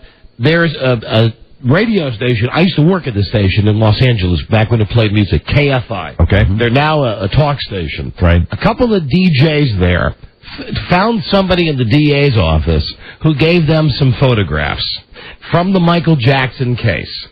6 photos. They are somewhat disturbing. Oh, dear. Now, I'm going to be careful. One of them shows a naked boy frolicking in a hot tub that's right next to Michael Jackson's bed. One of the boys who visited the ranch. Really? Yes, and another one of the pictures shows a boy in his underwear laying face down in the middle of Michael Jackson's bed. Oh, man. And there's some DNA, and there's all kinds of stuff. Really? Well, they obviously collected a lot of stuff when they raided the ranch. And one of the things was Michael Jackson's mattress. That's what they're testing for DNA. That's right. Please don't take that. Please don't take that away. Can you imagine?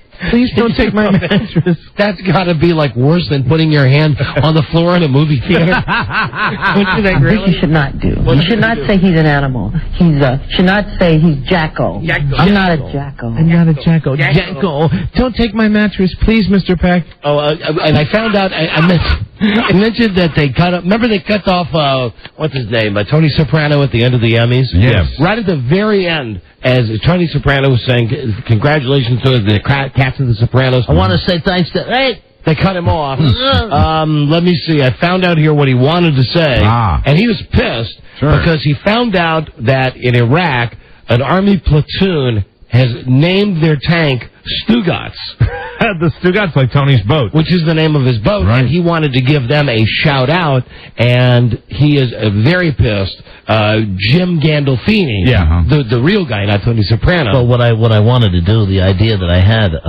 Don, was to pay tribute to the people that were actually using the tank and naming it up. I thought the entire cast would be thrilled, but I'm not. Yeah. I'm not as upset. Is Tony there? Yes. Tony? Yeah, he's right over here. Can I talk to him for a second? Hey, Tony. Hey, what's the deal? Hey. What they cut me off for? What's the deal? I want to go get out, TV and say thanks to Stugatz, and they named it, and what, the un-American, they're patriotic. It's un-American. They ought to be shot. I'd like to whack the whole bunch of the Emmy people. Can I talk to Jimmy again? Yeah. I just don't like out there. He's very upset. Hey, have you met Todd? Todd Hughes? Yeah. Yes, we chatted in the hallway. Oh, good. He's a very nice man. Very, very nice. He offered me a water. I like him quite a bit. You know, I bet Tony sized him up. Can I talk to Tony again? Yeah, I bet that guy told I did. Yeah, man. I'll tell you right now, man. Look at this Emmy trophy. Wow. Congratulations. It's a fag. Yeah, come on. No, I met that guy. Yeah. Oh, he's a fag? Yeah, he's a fag. Yeah, don't worry. They're all fags. Thank you, Tony. Yeah, thank you. No problem. Don't worry about it. Now, hold on. Here we go. 3 feel-goods. I can't decide which is best. Oh, so we're going to feel good 3 times? 3 times. First, do you know who Tracy Gold is? She's the girl that was on Growing Pains. Oh, yeah. Okay, her new name is Tracy Goldschlager. Listen to this. She gets DUI'd. Okay? Right. After her SUV goes down a freeway ramp somewhere in Los Angeles. Here's the thing. Like the wrong way or something like that? No, I think it was just, from the story that I saw on whatever the station is in California, they showed, it's one of those curly Q type exit ramps, and she just missed one of the turns, and the car just perilously was hanging off the edge. Show me that smile. This is Growing Pains? Yeah. Hey, you dude, a killer, who is Alan Thicko? Hey, Tracy, you're grounded. Hey, Mike, we're going to put you upstairs. Now, here's the reason this is a feel-good, okay? Because you hear about celebrities and DUIs and stuff like that all the time. Well, Tracy Gold, when she was driving this car and was drunk and got in the wreck, she was in the car with her husband. She was driving, and her husband and her 3 kids were in the car. Oh, no. And her oldest child... Wasn't I said that exactly the same way? Her oldest child had a broken clavicle. Oh. So that's... oh, my God. That's feel-good number 1. Feel-good number 2. Yes, number 2. This is from Portland, Ohio. 39-year-old Dahlia Snipperly was in her... Dahlia Snipperly? Adelia Snipperly. What a great name that is. I hate to jump in, but JPS is on the on line 7. Oh, my there. brother? Yeah. Jesus. Hey, JPS. Hey, man. Hey, what's happening? What's going on? Oh, well, I'm right in the middle of a bunch of feel-goods here. Oh, I just want to say happy birthday. Oh, belated happy birthday, yeah. Oh, well, thank you. I tried calling you Saturday, but you must have been out getting some stray for your birthday, because I couldn't find you nowhere. That's where I was, out getting some stray for my birthday. I did get your card. Thank you very much. Oh, yeah, there's something going to be in the mail this week to you, too. All right, appreciate it. Listen, we're backed up today. How about we book you tomorrow for an entire segment just of what's new in the world of JPS? I got to work tomorrow, so I don't know if I'm in the truck and you call. I can't hear you, man. Do I like hearing that? All right, well, I'll call you sometime this week on the air, because we can talk about, speaking of fags, you should see this pond my brother has built in the back of his house. Really? Yes, it is like something that you would see out of a design magazine. You mean he's actually got a lovely little, does he have any koi in there? No, I got some goldfish. Well, that's same thing. Yeah. And he has water lilies, and he has a waterfall. Wisconsin koi or goldfish. Man, I didn't want that to get out, man. I'm telling you. I know you told you not to tell none of my friends. I know. Now everybody knows I'm fag. It's not a fag thing. Oh, it's just beautiful landscaping. The pictures are great. He sent me some pictures on the America Online. Right. It's nice. It's a nice What do job. you call it? Domesticated? Yes, I said that to my brother over the week. I said, you're very domesticated. Well, you won't blow the image if you take shots at the goldfish from your deck. However, well, I've been thinking about that because I got some field tips for my bow. So you know what's nice with my brother? These pictures he sent me, this pond that he built in the back of his house in Wisconsin, is that he sent me before pictures and after pictures, and the before picture is like what you would expect. Right. It's an old, rusted chain link fence. Sure. A bunch of no, it's not. It's privacy fence. A bunch of kindling and some dog, like some three-legged dog, out there sniffing around. And then you go to the next picture, and it's like House and Gardens. Really? So a total transformation. No, he did. He did a fantastic job. I called him and emailed him and said, I can't believe that. I'm glad he got it in before deer season. I told you, really, you should think about that as a line of work. Well, I want to come out this fall when I get laid off and dig you a big pond. Okay. Well, now, there's good money in that work. See, weren't you just saying to me the other day, Don, that that's what you wanted for the back of your house? A big pond. A big pond. A big pond. and didn't you tell me, Jimmy, that you dug that pond with your hands? The only tools I had was a wheelbarrow, a pickaxe, and a shovel. It tore my ass up. How big's the pond, Jimmy? 11 feet long, about 8 feet wide, 3 feet deep. Oh, so it's a little fish pond. That's cute. Yeah. Another great day. I'm telling the neighbors that's what it was. I said it's my grave. And Marty and the kids put me in there. There you go. But yeah, it's cool though. It's cool. Now I can go out back, and when I feel like studying for a test, I can really study and be mellow. There you go. Relax. It's cool though. And it's almost skating season. Still studies for his test. That's wonderful. He's a good boy studying over his test. Right. Hey, Jimmy, you want to hear I got a feel-good story, and I'll leave. You're my brother. I'll leave this with you. You tell me if this story makes you feel better, okay? Okay. This is a real story from the real news. This is from Australia. Okay. There's a guy named George. He's 49. He's 90% blind. He's legally blind. Okay. There's a guy named Francis. He's 54. He's deaf. They live at a place called the Aid for the Blind Complex in Brisbane. Now, the deaf guy turns his TV up as loud as it can possibly go. Sure. The blind guy has the room next door. The blind guy says, hey, the deaf guy's got the TV up so loud it's driving me crazy. The people that run this place, the Aid for the Blind Complex, they go to the guy who has no sight, and they say, here are a big pair of earphones that you should wear that will cancel out the noise. Good. So, now in one room you've got the deaf guy who's got the music playing loud. In the next room, the blind guy with the headphones on. With the headphones. Right. As it turns out, the headphones were very hot and made him sweat quite a bit. to the point that the blind man found his way across the hall to the deaf man's room, where he stabbed him 28 times with a knife and then turned the stereo off. Wow, well, that is your feel-good of the day. Hey, and your brother reacted just the way you wanted. And did that make you feel good? Yeah, better him than me. There you go. That's the moral. And listen to this. That's the moral. Stabbed him all 24 times in the throat.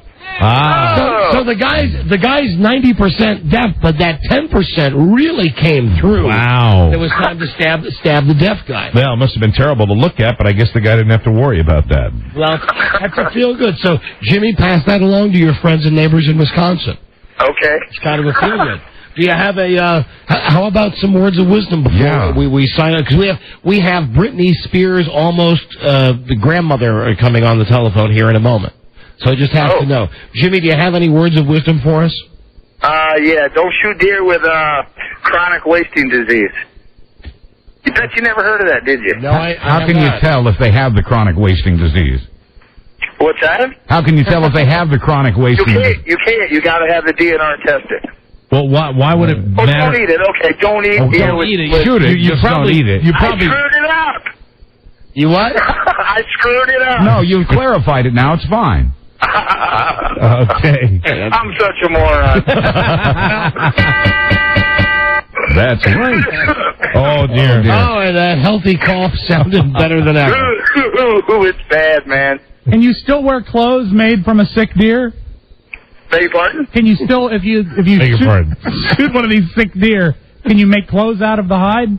Yeah, you sure can. Just don't eat it. You sure can. Just don't eat the venison. I wouldn't eat it. They haven't found it yet to be passed on to humans. Listen, the many layers of my brother. Look at this. On one hand, you've got the guy that smokes cigarettes constantly, who is out there with his remote control cars and boats. On the other hand, some might say that Jimmy's had chronic wasting disease for quite some time. He's built this beautiful architectural designed pond in his backyard, and he enjoys shooting animals. He's like an onion. So many layers. Peel back the layers of JPS. Always good to talk to Jimmy. All right, Jimmy. So are you on the road right now in your truck? No, I'm in my car. Going home. All right. Well, enjoy your night, and I'll talk to you later. Okay, man. All right. Love you. Thanks for calling. Love you too. Bye. All right. Bye-bye. So long, John. I love it when we talk to him and he's way up. He sounds so happy. Yeah. Is he still in the Jaguar? Yes, he is. Cool. That's probably what he was calling us from. Still driving his Jaguar. And don't shoot a deer and eat the meat with chronic wasting disease. Just make pants. No, I'm not. What the hell was that? How about the backyard where he can study for his test? Yes. Well, it all ties together, chronic wasting disease. I understand. Yeah, I know. The entire Anheuser-Busch MDA team, it is my honor to present this check to MDA in the amount of $773,000. Whoa. Light. Whoa. Light coma. How's Bud Light doing? Doing great. That's a big part of the industry now, right? Light. It is. It's the #1 beer in the nation. Yeah, Larry, it's something that's just happened overnight. Light beer. Light beer. Light beer. We never heard the Jerry tapes. No. When we come back, we'll have Britney Spears' grandmother on the phone. Well. It's light beer, Larry. It's been around for 20 years, you hump. Hold on. I don't know. That's my 3 words. I don't know. Yes, you don't. What's this light beer? Oh, boy. You were not born. You were made in a toy factory. Thank you, Larry. I'm Larry of the Corner. Probably yes. Are you a moron, Larry? Probably yes. We'll be right back. This is the Don and Mike Show. Chair, what's this all about? My report card? The same semester? Uh-huh. What'd you do, turn in some extra credit reports? No. You take the midterms over? You mean to tell me that you argued your way from a C+ to an A-? Totally based on my powers of persuasion. You proud? Honey, I couldn't be happier than if they were based on real grades. The Don and Mike Show. The comedy stars of the Alvin Line One Radio Funhouse, Don Geronimo and Mike O'Mara. That's got to be edited now. Yeah, we're going to have to update that one. We're going to have to be the stars of the Todd Hughes Funhouse. Yeah. How great is that?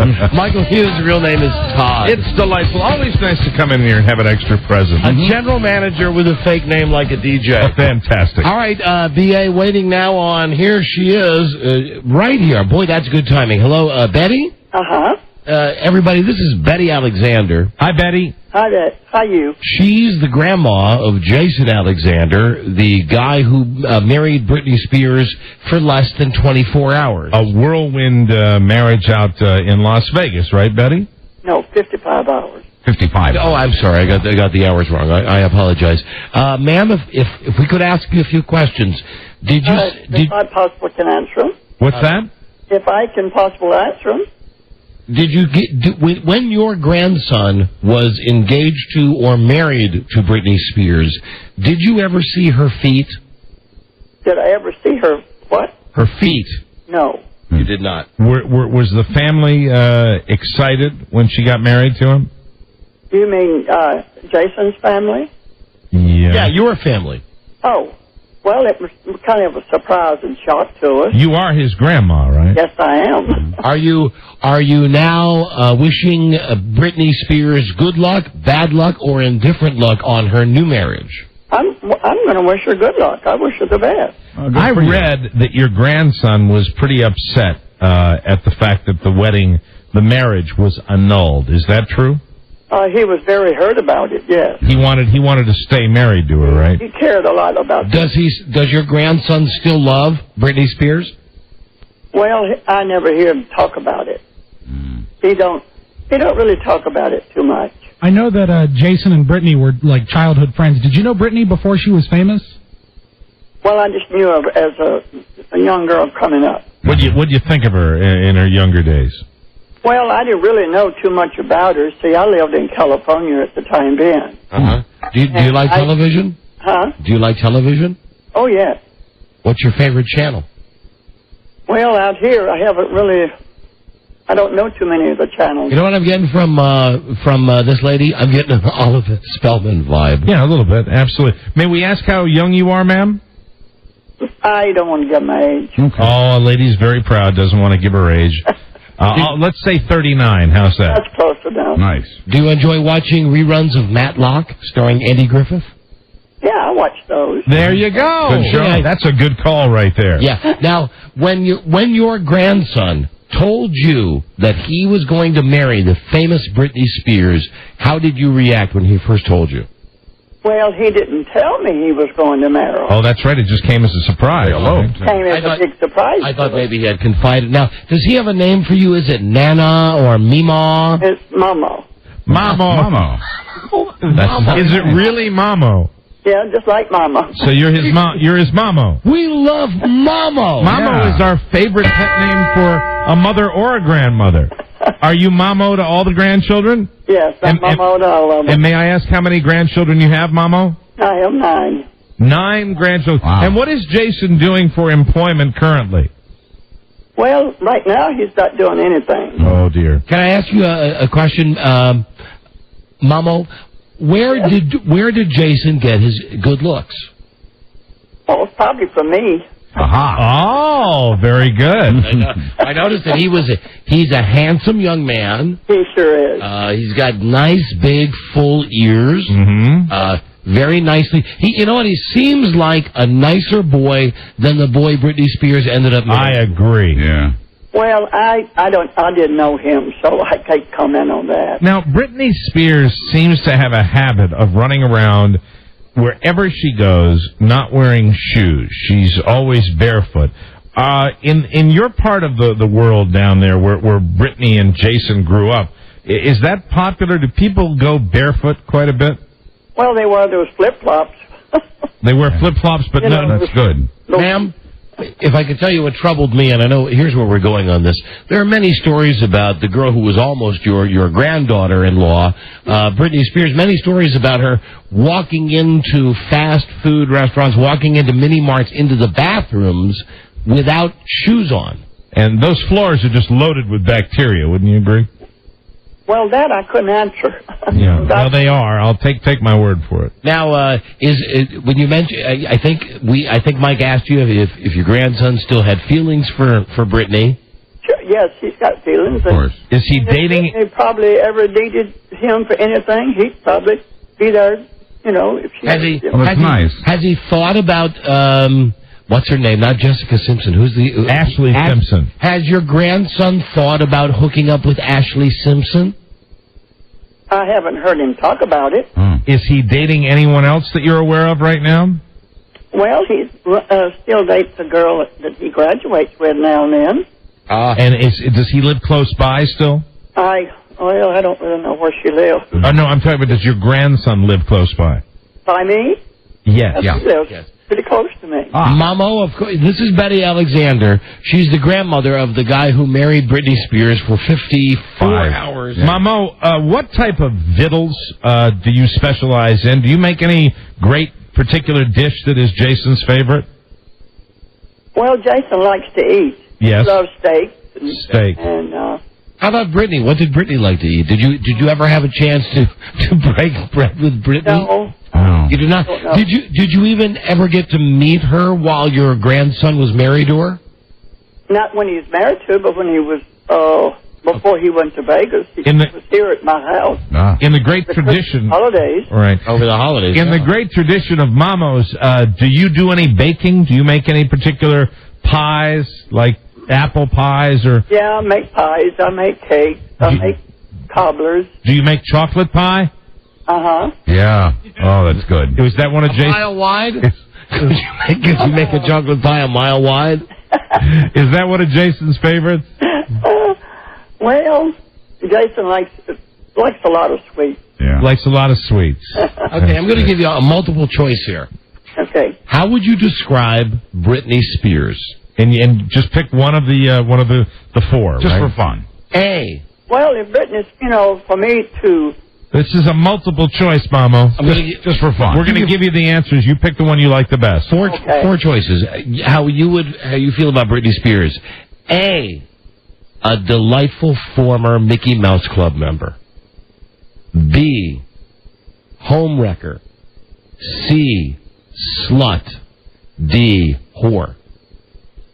Now, what was the others? I didn't quite hear you through the phone. All right, you had the Here, listen carefully. These are the choices. The first one was happy, perky, former Mickey Mouse Club member. That's choice one. Okay. Choice number 2 is homewrecker. That's choice 2. Choice number 3 is slut. And choice number 4 is whore.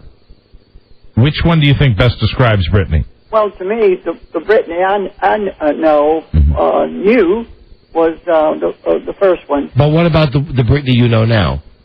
Well, the Britney I know now is she just grew up a little more, and she. So would she be more a number 2, a number 3, a number 4? No, I don't want to go that far. Yeah. Okay, you don't want to go that far. I don't feel she's that way.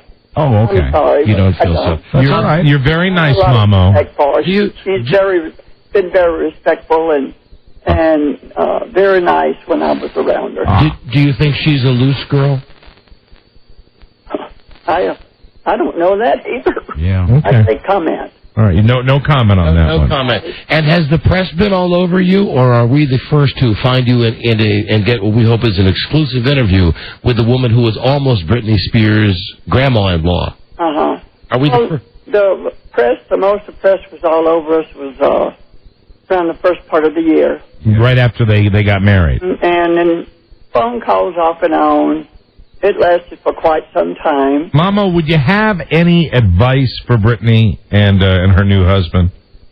Well, I just hope it works out for her. If she's happy, that shouldn't be nobody else but her to, for it. Mamo, could you describe yourself to us so we can get a picture? Could I describe myself to you? Yes, please. This is radio. We always like to have a description.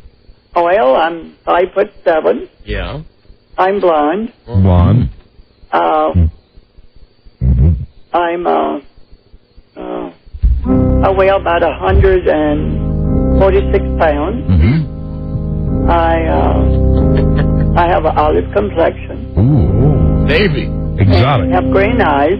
Green eyes. Baby. And you won't let us know the age, right? No way. No way. I will tell you that I've just gone to our instant Don and Mike ScatLover.com poll, And of our listeners, we've received 38,000 hits in the last 4 minutes, and the number one choice among our listeners was slut. Oh, dear, yes. Well, that that's is the way how they would are. refer to Britney Spears. But Mamo won't do that. No way, Mamo. No, you and won't. how many times do you think Jason will marry this year? I don't think any. Many. Okay, you don't think many.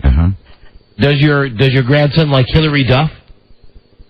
Oh, he likes a lot of them. A lot of them. Yes, yes, he does. Good taste. Well, if He you wouldn't talk be to him... bored if he didn't like some the nice-looking women. That's true. And if you talk to him, I hope you'll pass along our best wishes to him. I will. Oh, good. It was nice talking to you. Thank you. What grade did he get to in school? He graduated from Oak Forest. High school. Right. Regular time? Was he held back, or was it regular? Was it all regular time? It's a high school. Way to go. So he wasn't held back at all? No. Good. That's a good thing. Good. And Outstanding. he went to private schools. Oh, very good. Okay. Even better. And do you think that Britney Spears is white trash? No. You do not. I wouldn't say so. She's strong about that. And finally, ma'am, if I could ask you, it has nothing to do with any of this.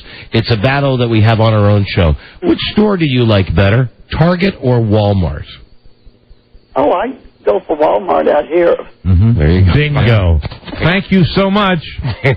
You're welcome. Mamo, you have a wonderful day now. Does your son drive a Trans Am? Huh? Does your grandson drive a Trans Am? Yes. Yes. Very nice. Give our best to Mr. Alexander. Okay. Nice talking Thank to you, you. Thank you, Mamo. Bye-bye. Bye-bye. Bye. You heard it. She picked Walmart. What you're cooking for Biddles, Greg? What you're cooking Hello. for Biddles, I win. I know. for supper? What do you got, Betty? What do you got? Let me take a peek in my pot. Thank you, Mamo. Chocolate pie. And her name was really Mamo. Mamo. Wow. Mamo. Jason's Mamo. Mamo. Okay, phone scan time. Didn't get to it yesterday. Promise we will today. 877-365-3636 is our phone number. From Canada, from Mexico, 800-636-1067. DC on WJFK, 202-432-1067. These are on-screen calls. Call on any topic. Call now, you animals. With the rotating random phone scan. And... Yeah, I see fish. Thank you, Mamo. Geez, we'll be right back. This is the Don and Mike Show. Hello, you're in the air. Hello. Yes. Hi. Did any of you guys see that the Quentin Tarantino film yet? Yes, I did. The Kill Bill? Yes, I did. Kill Bill? Kill Bill. Kill Bill. I thought that movie stunk, and I just wish Quentin Tarantino would just take his 16 minutes of fame and just go away. Just go away, Quentin Tarantino. Go away. Calm yourself, sir. Yes. So what do you think of the movie? I love Uma Thurman. No matter what she does, she's always good. But I mean, as far as seeing the Kill Bill is concerned, I'd rather watch Don Geronimo on a radiator and watch the Stop scene. now, stop. You can't say But can I say No, you can't say that either. What's wrong with you? The Don and Mike Show.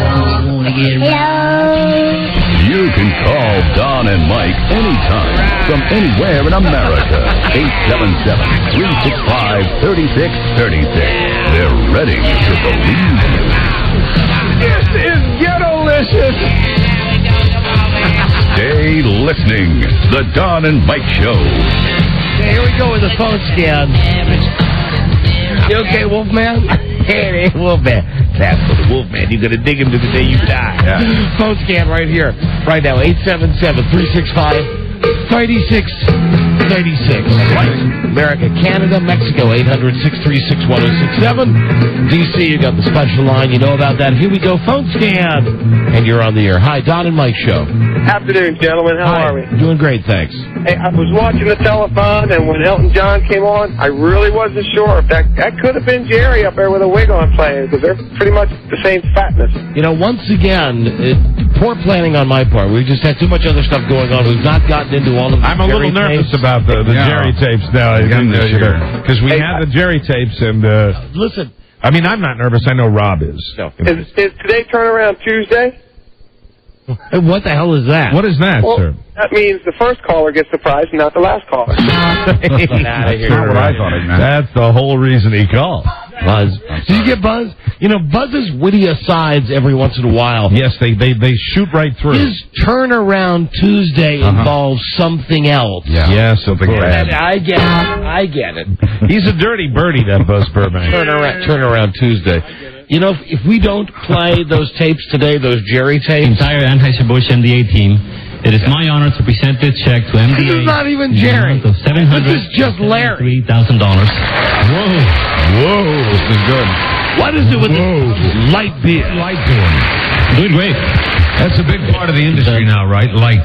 It is. It's the number one beer in the nation. Yeah, it's a new breakthrough, Larry. It's called light beer. That's a big part of the industry, isn't it? Light. If we don't get to it today, we'll do it in the first segment tomorrow. Good plan. Because listen, we've not had a phone scan yet today. See, you don't see he's doing that. Cynical. He's cynical. Like 250. Go ahead and be cynical, boy. Okay. Be cynical, I but wasn't cynical last year. I'm telling you. Okay, do you want me to get rid of this in our next break? If that's not great radio coming up, I don't know what it is. That's going to be really good, though. I mean, how can you possibly turn down a phone call with a mayor and a woman who live in a town? A mayor?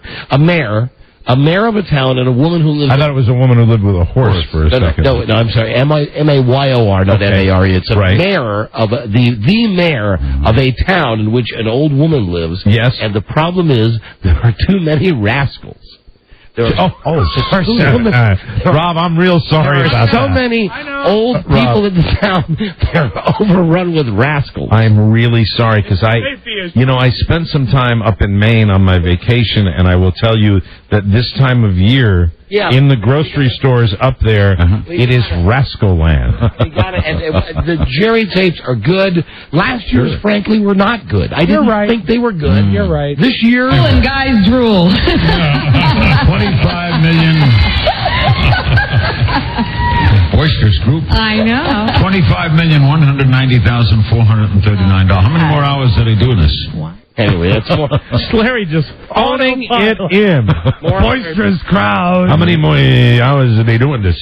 Hello, Don and Mike Show. See, we got too much stuff happening. Right? Yeah, that's a good thing, though. Isn't that a good thing? Yes, it is a good thing. You can't even get around the Walmart. Unlike too many rascals. Unlike in past year, we will get to the Jerry Lewis tape. Okay. No need to worry. Sure. Hello, Don and Mike Show. And hello. Don't you look at me in that tone of voice, because I want to hear them. You know, I'm looking forward to the rascal story. I'm looking forward to Jerry. I love everybody. You know that. They're big this year. The telephone tapes. They're very important. The lights. Lights. Something new. Lights. Hello, you're on the air. Hello, sir. Hi. How are you doing? We're doing great, thank you. Hey, I run a fantasy football league. Yeah. And we started this league in 1979. Yes. This is our 26th year. Man, you sound exactly like you run a fantasy league. Congratulations. Tell me Thank something. you. I just want to point out, BA had better pay her fees. Oh, there you go. That's somebody that's on your side. Now, I just have to say... Yes. Yes. After this many years, and we voted women out of our league. Now, is this, after this many years, are you about to go through puberty, too? Well, sometimes... It's a PG show now. Answer me these questions 3. How does your mom feel about you being in fantasy football all these years? Which occurred first? Did you move out of your mom's house first, or did you get involved in fantasy football first? I moved out much before. How old are you, if you don't mind me asking? 40 years old. 40 years old. In 1979, you would have been... No, I was not an original member of this league. Oh, I see. I have been commissioner for about 10 years. When did you move out of your mom's house? Let's see, I was 17. Good for you. That's a good thing. When did you move back? I've never moved back, thank you very much. Last time you were with a woman, if I could be so bold? A month. See, now we've hit it. Now we're getting down to the chewy, chocolatey center of all of this. And he's talking about a subway ride. That's right, when you were with a woman. Right. Mike. Now, Mike. Yes. You've been on a subway ride on your own. Yes, of course. Get out of here, Rupert Pupkin. Hello, Don and Mike Show. Hello. Hello there. Hello. You are on the air. Don and Mike. Right. Oh, dear. This is Satan. Oh, get out of here. We just stop it with that. Hi, Don and Mike Show. Hello. Hey, Don. Yeah. Yeah, I was just wondering. I had a question. What was that website where you could bet on Britney Spears' marriage? I want to place a bet on that. You know what? Oh, geez. Do a Google search and just do a search. Say odds on Britney Spears' wedding, and it's one of those offshore sites. You'll find it. Man, if I put $10 on that, if she lasts 10 years, that's $130,000. Very good, Preston. That's wonderful. That's what they're counting on, my friend. Shit, that's cool, man. He's excited. Don't buy tickets. Right. Buy odds on Britney Spears' marriage is staying. Right after you buy your chocolate pie. A mile wide. That's going to be a big pie. Yeah. Oh, Don and Mike Show. Wow. Oops. Try that. Hi, you're on the air. Don. Yes, and Mike. Hi. Mike. No. Apparently he had a booger that he needed fixed. It was something like that. Hello, Don and Mike Show. Hey, guys. How's it going? I believe he was directing that to Rob, right? Yes, he was. That's what it sounded like. You know what? I wanted a clarification. You didn't hear it? No, I heard it, but I didn't. Hello, Don and Mike Show. Oh, I missed you guys for 2 weeks. God, this has been... I've been just... Great. How are you anyway? Hey, we're great. Hey, I got a question. Hey, is she spending all her money on her thongs, or what's going on? Another thong call about BA. Would you please? Now that we're halfway through the phone scan, how's your mood? I'm still in a great mood. Yeah. Would you stop it, please? Just checking. I'm still in a great mood. Me too. Yeah, me Hello, too. Don and Mike Show. Shut up, both of you guys. Leaving work the other day. What? Hold on, what? Don and Mike, I was leaving work the other day. Yes, sir. And blood was coming out of every orifice of my body, and I realized that the Percocet was hiding a grapefruit-sized ulcer. I have to correct you, because if you're going to do it, you have to say, blood was coming out of every opening I had. Oh, you're talking about the Jerry tapes. Yes. Get out of here. Right. And he missed the best thing. Right. I was bleeding to death. And Rob does it the right way. Bleeding. I was bleeding. I was bleeding to death. Hello, Don and Mike Show. Hey, Don, Mike, I just want to officially start the countdown to Rocktober. And did you hear Patton Oswalt bashing you guys in CERN the other day? Patton Oswalt was bashing us on Howard? No, I didn't apparently hear that. he referred to you as a skateboarders in D.C. Well, it's entirely possible that he was talking about the real skateboarders. Yeah. Yeah, I don't... hope so. I don't think he was talking about us. And Buzz is the Dean's Peanuts. Yeah. Okay, all right. See you later. I think Patton would be referring to another show. Patton is a big fan of this show. Yeah. Hi, Don and Mike Show. Hello. Friend. Hello. Friend. We don't have many, believe me. We're pretty good judges of character when it comes to our friends. Patton Oswalt, friend. Patton Oswalt, by the way, has made a number of appearances recently on Reno 911, a cable comedy show on Comedy Central, as a crazy homeless guy. So catch him if you can. Is he good? He's hysterical. I listen to his album always. Hello, Don and Mike Show. Hello? Not me. I'm not listening to it anymore since he badmouthed us. Yeah, since he called us skateboarders. Yeah, right. Hello, Don and Mike Show. Hello there. Hi. Hi, you're on the air. Hi, my name's Rose. I'm calling from Toronto. Yes, of course you're slowing us down because you're calling from Canada. Never mind. Hi, what can we do for you? Now, that was the first sign. If you're keeping score at home. No. Yes, you tip your hat. Okay. You are correct. You can't unring a bell. That was genuine. What can we do for you? I just wanted to say that I really, really love your show. I listen to it every day after work, and you guys are hilarious. We appreciate that. Thank you so much. Thank you. And I have one question, though. Of course you do. Here we go. Who's Buzz? Is Buzz the same as Mike? Yeah. Yes. Okay, that's all I wanted to know. I do silly little voices. They talk about my drinking problem, and then I deliver the news. Well, you guys are great, and keep up. I really enjoy your show. That's right. Bye-bye. Thank you. And here's a really neat thing. Right before I deliver the news, I lose a tremendous amount of weight. Don and Mike Show. Hello. Hey, Don, Mike, Buzz, where the F is Rupert? From Survivor, I guess you'd have to ask Todd Hughes about that. You can get Britney Spears' grandmother-in-law, but you can't. Are we all in agreement that I believe the Rupert shelf life is expired? Who wants Rupert? No, it's not that I want him, but well, let me rephrase that. course. You've always wanted him. In that turnaround Tuesday way that Buzz was talking about. I did watch Survivor last week because I still do love that show. God, I pictured you with Rupert. And they are using Rupert still in promos. Oh, really? We still like the crazy caveman wearing the tie-dye saying, if you thought last season was outrageous, wait until this year. Now, I was on vacation, and I didn't have a TV where I was. Did they blast out the first episode of Survivor? Yes, they did on Thursday night. And did you get a chance to see it? The big shock was... How's it look? Does it look like it's going to be a good one? Yeah. Okay. Yeah. It's in Wichita this year, right? A lot of the guys... Wichita. Good luck to them all. Survivor Wichita. A lot of the guys are pretty looking guys. There's one guy that's like a drill sergeant guy, and they had their moment of shock when one guy who had gone through a physical challenge took off part of his pants to reveal that he doesn't have a leg. They have a one-legged guy this year. Are there any hotties? Any hotties on the show? Not that I could detect. Not on the first episode. Weren't they chased by natives or something in the opening moments of the show?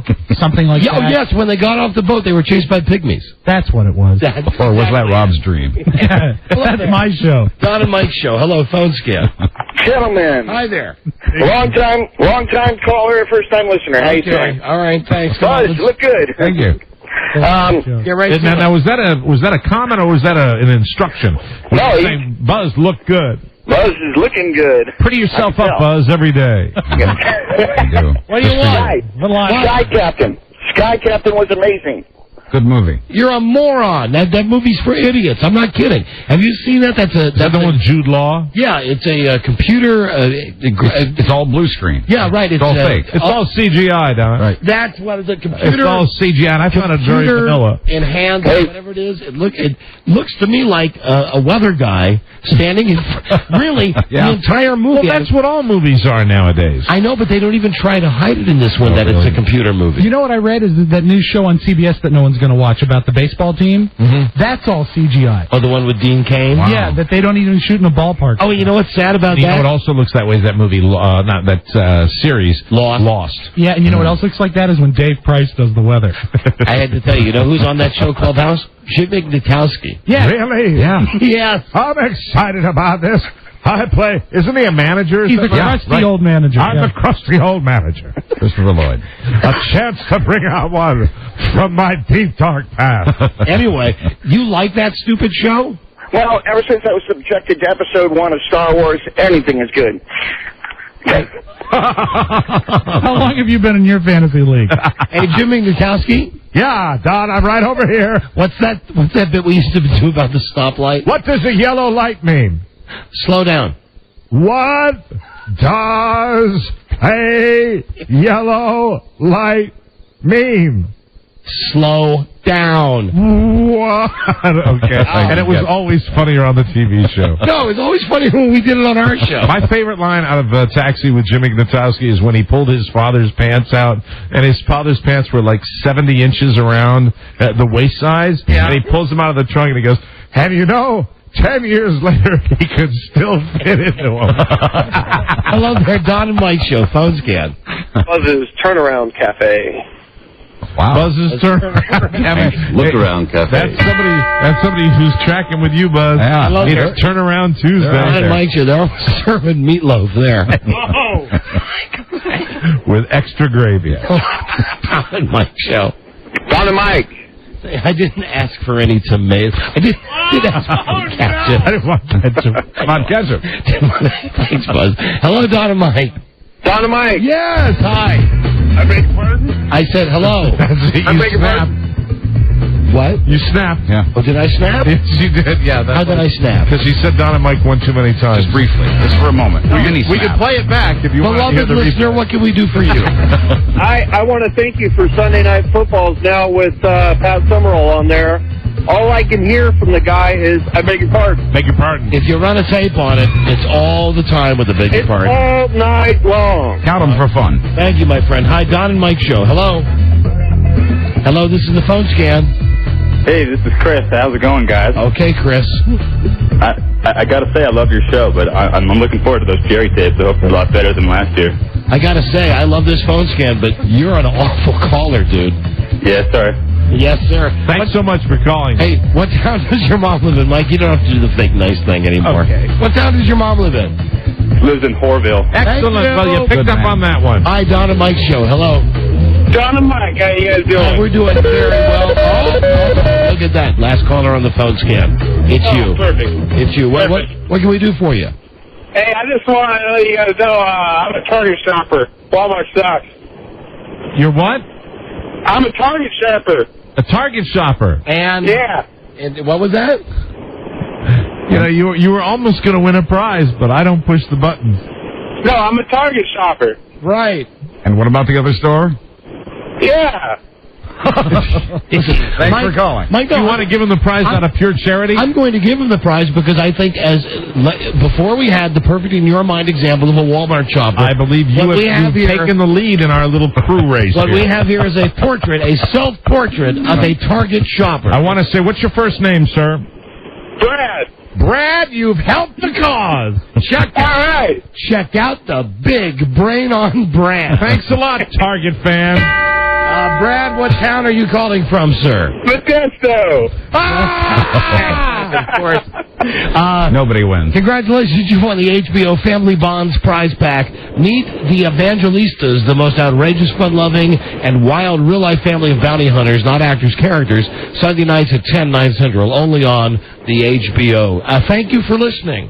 What did I win? What? He wasn't listening. He after you went through that whole thing, he wasn't paying attention. Get it in the mail. And it's not Target at all. It's because he's from Modesto. No, it's because he shops at Target. I disagree. If he shopped at Walmart, it would be like talking to... I'm trying to think of smart... The only smart guy I can think of is Stephen Hawking. Hey, John and Mike, the same people. Okay. He's Mike, funny. You can have him. You can absolutely have him. I'm writing Walmart right now, and I'm going to say put all your locations in Modesto. Got a break? When we come back, as I mentioned, and now who doesn't want to hear about this story? Town overrun with old people on scooters. Rascals. Yeah. We'll be right back. This is the Don and Mike Show. Hey, I guess they're right. Senior citizens, although slow and dangerous behind the wheel, can still serve a purpose. I'll be right back. Don't you go dying on me. The Don and Mike Show. They are entertaining always. Don and Mike. Right. Listen, tomorrow on the show, from Access Hollywood, we'll have our first, like an everyday thing with Nancy O'Dell. Oh, she's lovely. From Access Hollywood. Also tomorrow, spotlight on everybody's favorite Buzz. Really? Got to be time for the Buzz interview. Can't tell you what it's about, though. Gotta wait until showtime. Very exciting. Also this week on the show, Bill Rancic, the guy that won on The Apprentice. We'll find out how his job with Donald Trump is going. And Friday, we pick the pros until they scab and bleed. We have Rich Eisen, who will be the new Nancy all this year on the show. And I know you are the big NFL guy, but I'm going to say this because I really do believe this. Isn't this shaping up to be one of the better NFL seasons because there are so many new guys on the block, and there's so much potential for guys, arriving on the scene that haven't been there in a while. Just remember what I told you. This is the only thing I would say, and it's no genius for saying this. Michael Vick. And who got him in our draft? Buzz, did you get him? Yes. Yeah. And you didn't even play him last week, Not this week, no. They had a little Green Bay thing And there's still one of the question marks. I mean, they're saying they could be for real. They might not be for real. Mike Vick is the man. You think they're going to be the guys? Yes, I do. Better than Philadelphia? Yes. Okay. Absolutely. Yeah. I hate Philadelphia. I hate Philadelphia because of what happened to our radio show there. I hate Philadelphia also. And I hate Philadelphia because they... If we're ever back on there, I plan on completely retracting that. Because they act like they're going to win the Super Bowl. They act like they got it coming. And they're one of the teams that's getting all the hype, but... I just like this season. Guys, it's really, really parody. But after last night's game, doesn't the Philadelphia fan look smart? The story here is Rascals. Rascals. And we now go to Paintsville, Kentucky. Hello. Now, we've got the mayor of the town on, and we got a woman on the phone. The mayor is named Doug, and the woman is named Joanne. And here's the dealio. There's a lot of old people that live in this town, and they all drive Rascals. Okay. That's Rob's preferred vehicle. Oh, man. Wouldn't we all use them if we could? Yeah. Anyway, the problem is that, and here comes Walmart again now. A lot of people are driving to Walmart. They're driving to restaurants. They're driving to beauty parlors. Well, they're taking them out on the street, which they really shouldn't. There are 3-lane highways. And people are driving the rascals, and they say it's a problem. And Mayor Doug, are you there? I'm here. Mayor Doug Pugh and Joanne Van Hoos. Joanne? Yes. Hi there, Joanne. Hello. Sound a lot like Britney Spears' grandmother, who we just had on the show. Joanne, you drive a rascal, right? I drive a scooter, a V8 scooter. A V8 scooter, which is similar. I mean, I think we use the name rascal because it's basically the generic term for the little scooters that people ride around in, right? Right. And Mayor, in your town, how many people do you have? Do you have a number of people in your town that use rascals or scooters to get around? I would say we probably got about 50. 50 and it is a very small town, right? 4,000 people. 4,000 people. And people are taking these scooters out on the main roads, correct? Well, there's really nothing left for them to do downtown. So what do you mean? I don't understand. What do you mean by that, sir?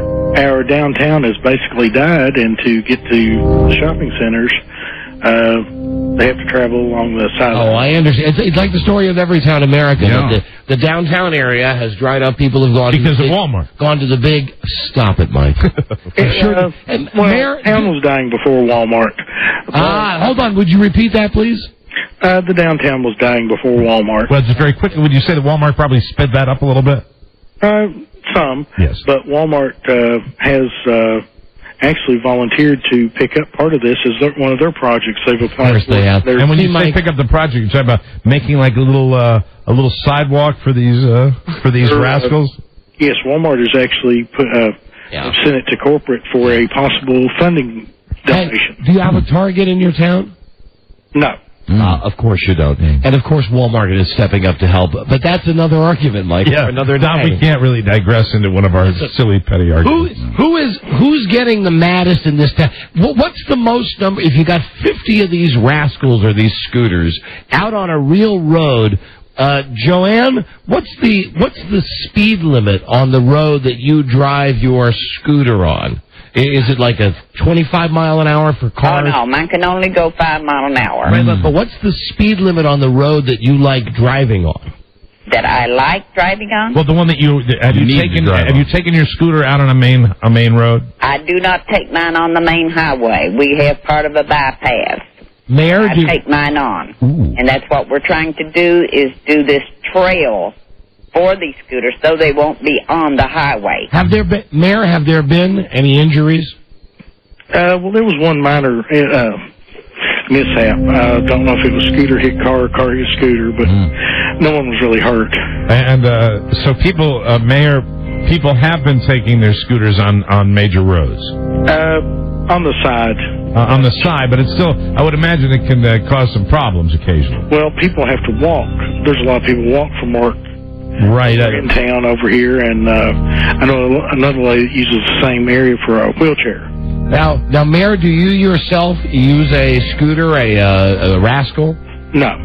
I hope to live long enough to, though. How young are you, sir? 43. Oh, you're 43, so you wouldn't be in scooter range. Mayor, would you be would you be in favor of building an access lane right next to the regular highway for these scooters?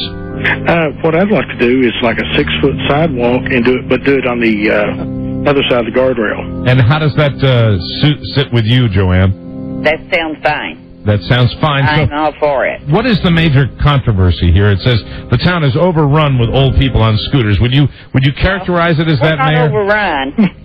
We've also got wheelchair patients. Yes. What if you were to just build one? How fast do those go? They can go a little bit faster than the scooter. Really? Well, that would be with a motor, right? That's not with someone pushing it with their arms. No. Right. But I bet you could probably outrun a rascal if you were using a wheelchair with your arms, if you were strong enough. Well, if you had the lead foot, though. Well, Mike, one day we could have that. That could be another one of our arguments. Which would go faster, a scooter or a guy pushing himself in a wheelchair? I would. Would you be on the scooter side?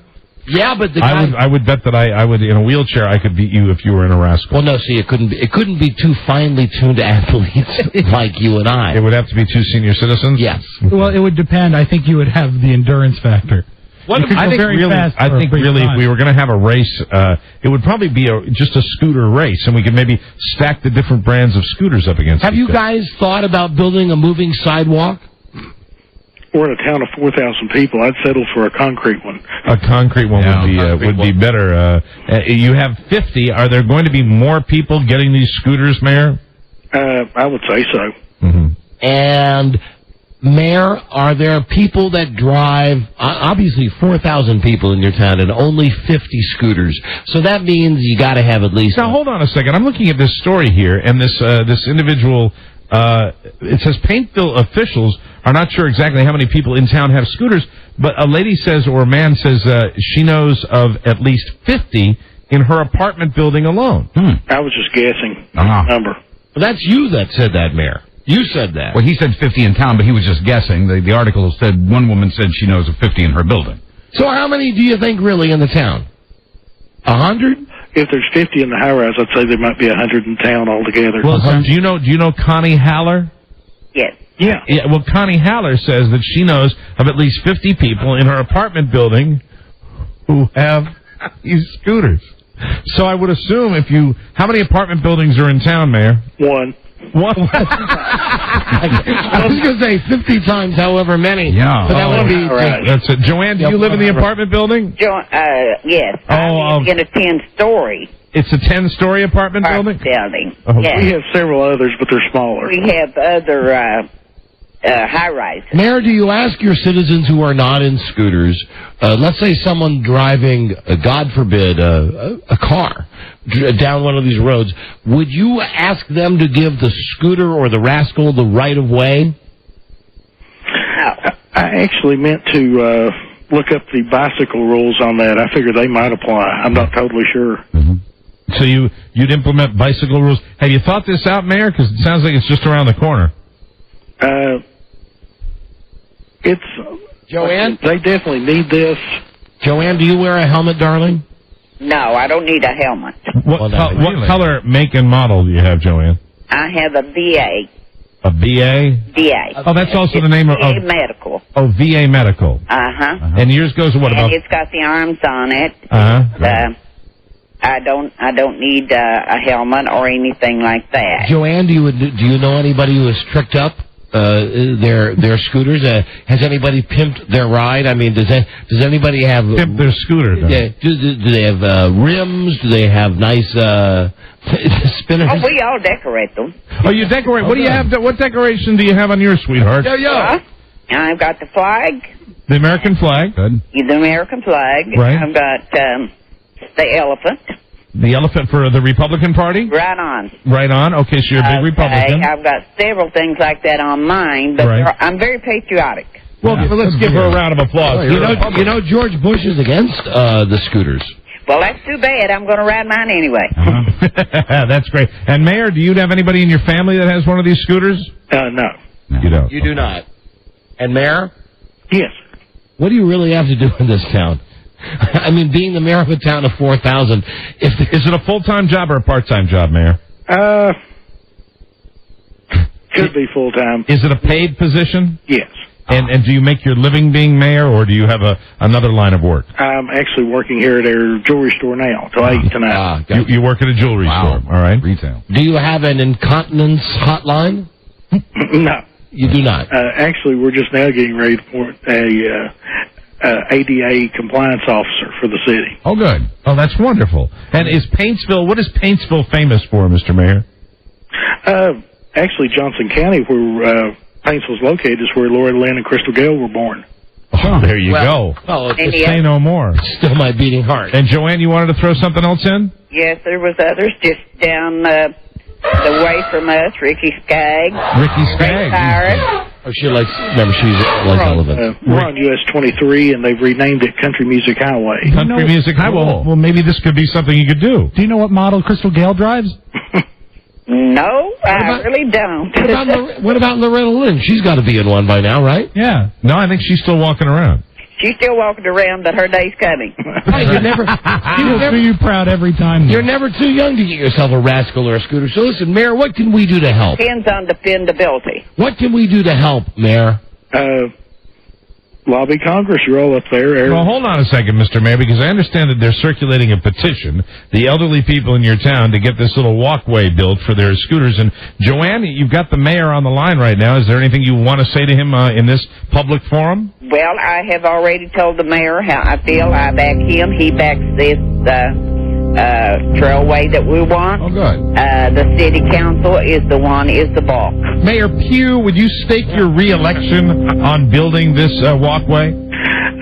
Both of our senators. I've talked to Jim Bunning's office today, Ann McConnell's, and Al Rogers, That's our good. congressman, and our governor. I believe it's all going to fall into place. Joanne, That's good news for Joanne. Joanne, would you like to accuse the mayor of being crooked? No, I would not, because we're good friends. Oh, you're good friends. What a I shame. raised him.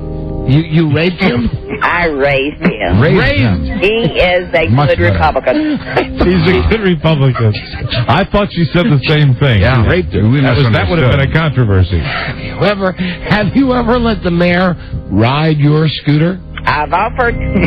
Have you ridden one of these, Mayor Pugh? No, I haven't. Have you thought about maybe getting more in touch with your constituents if you rode one of these scooters and perhaps maybe showing your solidarity with the elderly citizens in your town by riding a scooter to the jewelry store? Joanne may have me over there on one before it's over. Call the newspaper. Very Get a good. picture. That is true. It's been a pleasure talking with both of you. I would like to say one thing. Yes, Joanne, please. In the building in which I live, and we were talking about the seniors that approximately 50 of them that had the scooter. Yes. A lot of them are retired nurses that have knee replacement, hip replacement, right? Things like that. Yeah. So we're not talking just about a bunch of people with scooters. We're talking about people that is incapacitated. Joanne, would you like to sign up, jump on the bandwagon here and see if we can get the mayor to ride one of these scooters all the time? I'm after him all the time. I'll be glad to do Good. that. There you go, Joanne. Get a helmet. Joanne? Yes. Do you watch Matlock? Occasionally. Yeah. Yeah. Good, isn't it? Well, you're betting 1,000 on that one. Most good people do. Very good. Mayor, do you watch Matlock? No. That would follow the demographic. You will. All right. Well, thank you both for your time. The town overrun with old people on scooters. And we throw a Don and Mike salute out to Paintsville, Kentucky. Thank you very much. Thank you. Thank you. Good luck. Goodbye, Joanne. Goodbye, Mr. Mayor. See you later. Happy Goodbye, trails. Doug. Bye-bye. Bye-bye, then. Bye, Doug. Bye. Bye. Yes, and are they gone? No, there they go. And I really thought it sounded like she said she raped him. Yeah. Mr. Mayor, this watch needs a battery. Well, I raped him. Would you like more, Mr. Mayor, being the chief executive of the town or selling watches to people? I love the picture of him riding a scooter to the jewelry store. Amen. I think you ought to do that. I raped him. It was raised him. Yes. A little, we just didn't hear it correctly. Either way, just go with what Bobby Knight said. But another politician that we've made a friend with. Yes.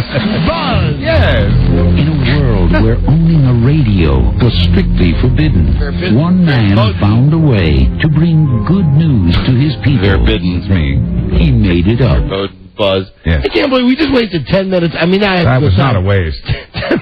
Town overrun with old people on scooters. Yeah, I think we did some good there. It was fun to call Mayberry. I'd like to get a controversy going. Yeah. We have to get more of a belligerency this city. I raped him. I did. But, Yes. what is your, and he liked it. What is your lead story on the news and comments today? Today is... Hold on. Yeah, I see fish. Forgot to play that when she was on the line. Yeah, I see fish. But your lead story is a dead fish. Today Yeah? is someone out to kill President Bush. Ooh. Really? Uh-oh. Okay, stay tuned. I think the answer to that... Stay tuned for news and comments Coming up on the Don and Mike Show. Like it would be one of those things with the Secret Service. Like if you asked that question and I said... Joe. It mentioned, Joe Archer. Then he'd be overrun. In fact, you've already cemented that. Absolutely not. Either way, that was very professional. Yeah, I'm Joanne. I'm voting for him. is the Don and Mike Show. What's the word with Planet Crackpot? The Don and Mike Show. Not yet available on DVD. It's the Don and Mike Show. All right, time for Buzz's News now. Buzz brought to us by Smoke Break. This is good smoke. News and comment brought to you by Smoke Break. Smokers break the nasty habit without gaining weight. Smoke Break, revolutionary tablet for smokers. Get it now at Fine. Hey, look who's coming in. It's Ron Bennington and Fez Watley. Fine retailers. Ron and Fez. Now, to what do we owe this visit of you two boys? Well, we got a little present for you that we picked up because we know that you guys are into this. It's Bushisms, the DVD. Oh, beautiful. And it's more fun than you could ever have at home. That's too great. Now, we have the CD with all of the Bushisms. So this is now the DVD that has all the FaceTime, right? Yeah, and looking at it, it's much more difficult because sometimes you just see him lock up like a kid with Tourette's, you know, and you see that he wants to be smart, but he can't. And it's much sadder than listening to the CD. You can practically smell the frustration. So the DVD is Bushisms. It's great. It's fantastic. And, you know, that's where we got the site when we first found out that he was saying dumb stuff every day. Absolutely. We went to, what is the site, Rob? Isn't it Bushism? Bushism, singular. There's a bunch out there. There's Bush Speak. There's Bushism. Oh, it's the best. So now, listen, how many of these are you going to play on your show tonight? Sometimes we'll just hit play and walk away. So we don't know how long. You know, it's night. Who cares, right? All right, well, whatever they don't play tonight, let's play tomorrow. You play whatever you want. Tonight, I'm going to go like this. I'm going to do an impression. I hit play. I go out, get some eggs. I come back later. And Fez, great seeing your parents at the Redskins game. Oh, aren't they adorable? They are. I said, there's Dawn and Buzz. Here's my parents. Do something. Run one way or the other. And I haven't seen Fez in a while, and he's doing his kind of his Rupert impression right now with the facial hair. How long is this going to go? This facial hair till Super Bowl. Oh, really? 6 full months. I started beginning of preseason. It's my buck beard. You see how lucky it's been so far with the 0-2 team. And I don't know if it is the horror of what you do for a living, the horror of what I do for a living, the fact that, boy, somebody's really breathing. It might be that microphone. You think it's that Fez microphone? Because I heard Is it me? Yeah, I heard something real loud. When we were at the game, Buzz and I saw Fez, and Fez's mom and dad, and Fez's brother, and it was the quickest goddamn, hello, how are you doing? Let's get as far away from these people as we possibly can. Let's do what we can before the parents start talking. Okay, now I get it, because you know what it was? Your mom, you said something about you were down to the hurricane, and your mom started with the, oh, yes, we were in a shelter for quite a few days, and it was raining. And anyone who will listen. It was at that moment that you pulled your mom away. Yeah, or else you would have gotten her recipe for apple pie and everything else. Like he's 14. Remember when you were 14, you were embarrassed of your parents? He's still the same way. I don't think I think everybody's like that, though. Yeah. It doesn't matter. Your parents are your parents, and you just want to hide them from your friends and coworkers. I say you brag that they're alive. When you're our age, you're like, hey, look, they're still living. I do brag about my 84-year-old mom. I really do. I'm very, very proud of her. But we all brag about her, Mike. That was inappropriate. That's a payback for the Rupert thing. There we go. No problem. All right, dudes. Thank you for the Bushism. Thank you so much, guys. Thank you. Come by anytime. Bye, Buzz. Bye, Fez. On after. Oh, would you stop that, Buzz? I'm sorry. You know what you're doing? What? You're leaving him on. Well, I didn't mean to do that. Anybody wants to go. Now, Fez, I heard recently you got a cat, and I thought you didn't. Well, never mind. Buzz, come on. Buzz doing a one-liner thing. I'm wondering now who's getting more ramped up, Fez or Buzz, with that situation. Buzz with the very rare quadruple entendre there.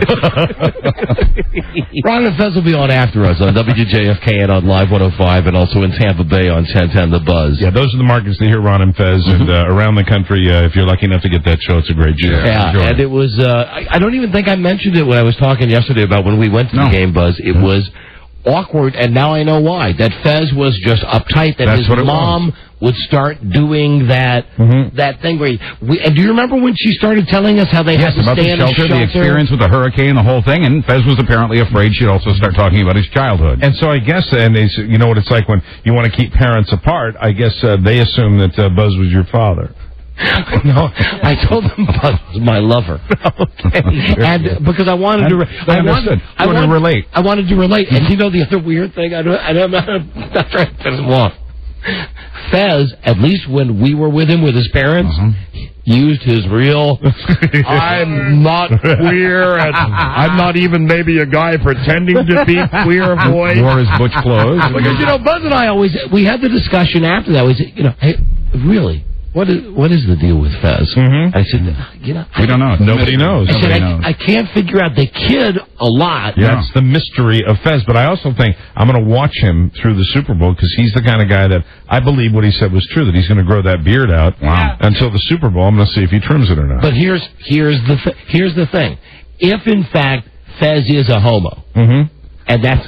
Well, come on. That's the question on the table. Yeah. If he's a homo, yes, then he is the biggest football nut homo that I've ever. And I mentioned this to Buzz as we were discussing this because you know Fez's sexuality always comes up. I should point out that gay men have played in the NFL, Don. So there's a possibility that he could be a big fan and a homosexual. But I've got to think that, and I think I mentioned this to you at the game, Buzz, that I think the percentage of gay guys that are into football is small, but and the number that are into the extent that Fez Whatley is in is incredible. Fez, I believe, is one of those guys like me that could tell you the second and third string quarterback. Sure. Yeah, for every you have never been able to get your head around that. You cannot get your head around that fact, so to speak. Absolutely. Around what fact? The fact that Fez is such a football junkie, like that's so what, much. That's what says to me that he might at best, be on our team. You never know. Or he might be a switch hitter. It's the great mystery that is Fez. Or he might be on the other team. I really don't know. You don't know. I don't know, but third team. Third team. All I do know, though, is around his mom and dad. Yes. And my friend Don. Hello, Linda. And this is my friend Bud. Hi there. Well, see you later. Anyway, thank you, Ron and Fez, for the Bushisms. Yeah, for stopping by. And we could, Rob, add that to the list. Add that to the Jerry Lewis tapes. Yeah, I'd love to hear this. I hope, because we've gotten a few of them, but we haven't played all of them. Yeah, an entire DVD of Bushisms. Thank you, Ron and Fez. Here's Buzz. Hi, Buzz. Hi, Don and Mike. When 59-year-old Lawrence Ward of upstate New York left the house last Wednesday with his hunting rifle, he told his neighbor, "I'm not coming back." So, with President Bush in town, New York police focused their attention on Midtown Manhattan last night while the feds looked for Larry.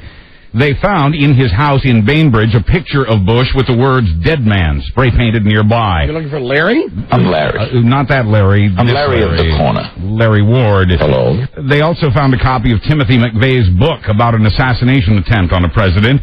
Ward's ex-wife says he's, quote, very dangerous and capable of killing someone. I'm as curious about it as anyone else. The Secret Service says the software engineer is a credible threat.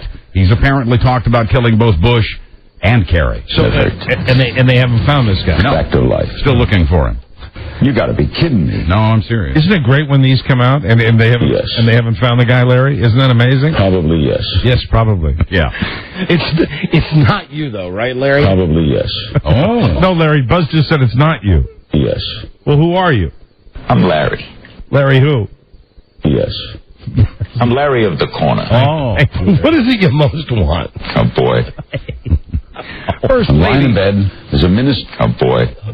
Oh, dear. A minister and a boy. Minister and a boy. That's getting kinky. Larry. It was funny. First Lady Laura Bush was interrupted by a protester during her campaign speech at a firehouse in Trenton, New Jersey late last week. The woman was immediately arrested for trespassing. A local Republican official said the woman ought to find a better use for her time. But now the charge has been dropped against the woman, though a woman entered the First Lady's appearance with a picture of her son, a U.S. soldier who'd just died in Iraq while trying to disarm a bomb. She says she wanted to ask Mrs. Bush why her son had to die in Iraq.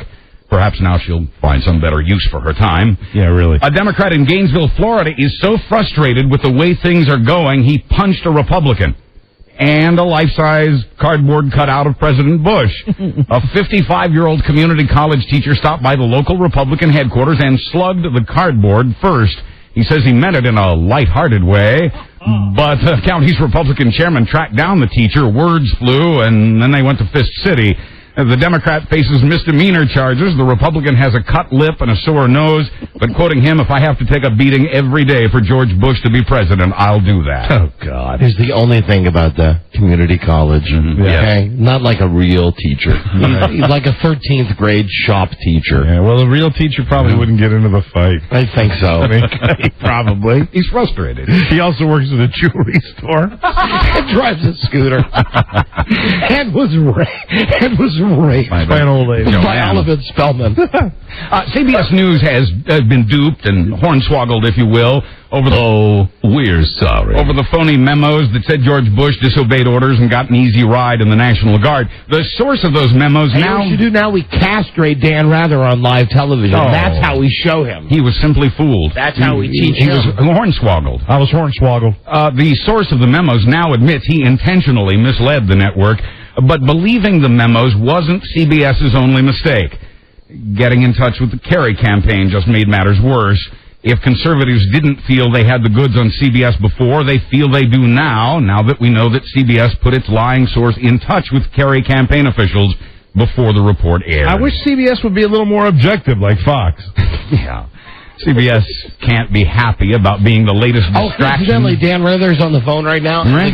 He's just got 3 great memos from Santa Claus. and the Easter Bunny's writing him as well. I'd like to see like a big fist fight between Dan Rather and who's the guy on Britt Hume. Oh, my God. Oh, the guy on Fox? Yeah. And he's another big squarehead like Trent Lott is. Absolutely. You know, this whole thing with Rather, if it would have just, from the very beginning, they would have just come out and said, hey, we screwed up, we got something wrong. Well, I believe that Dan Rather really thought that the sources were credible, and as soon as the story came out, you had these websites that were discrediting the memos. Yeah. But how come no one came to Dan Rather to say, just on the most basic level, hey, dude, even if you think they might be real, look at the font. Right. It's like a computer font from now. So why don't you get your ass on TV tonight? But he was angry. I know. You know what I hate too? When I saw the apology, I think he was interviewed by a WCBS reporter. That was his first interview where he was coming out and talking about it. And he did the thing like he really thought. I thought he was going to lose it again. Where his eyes were going up.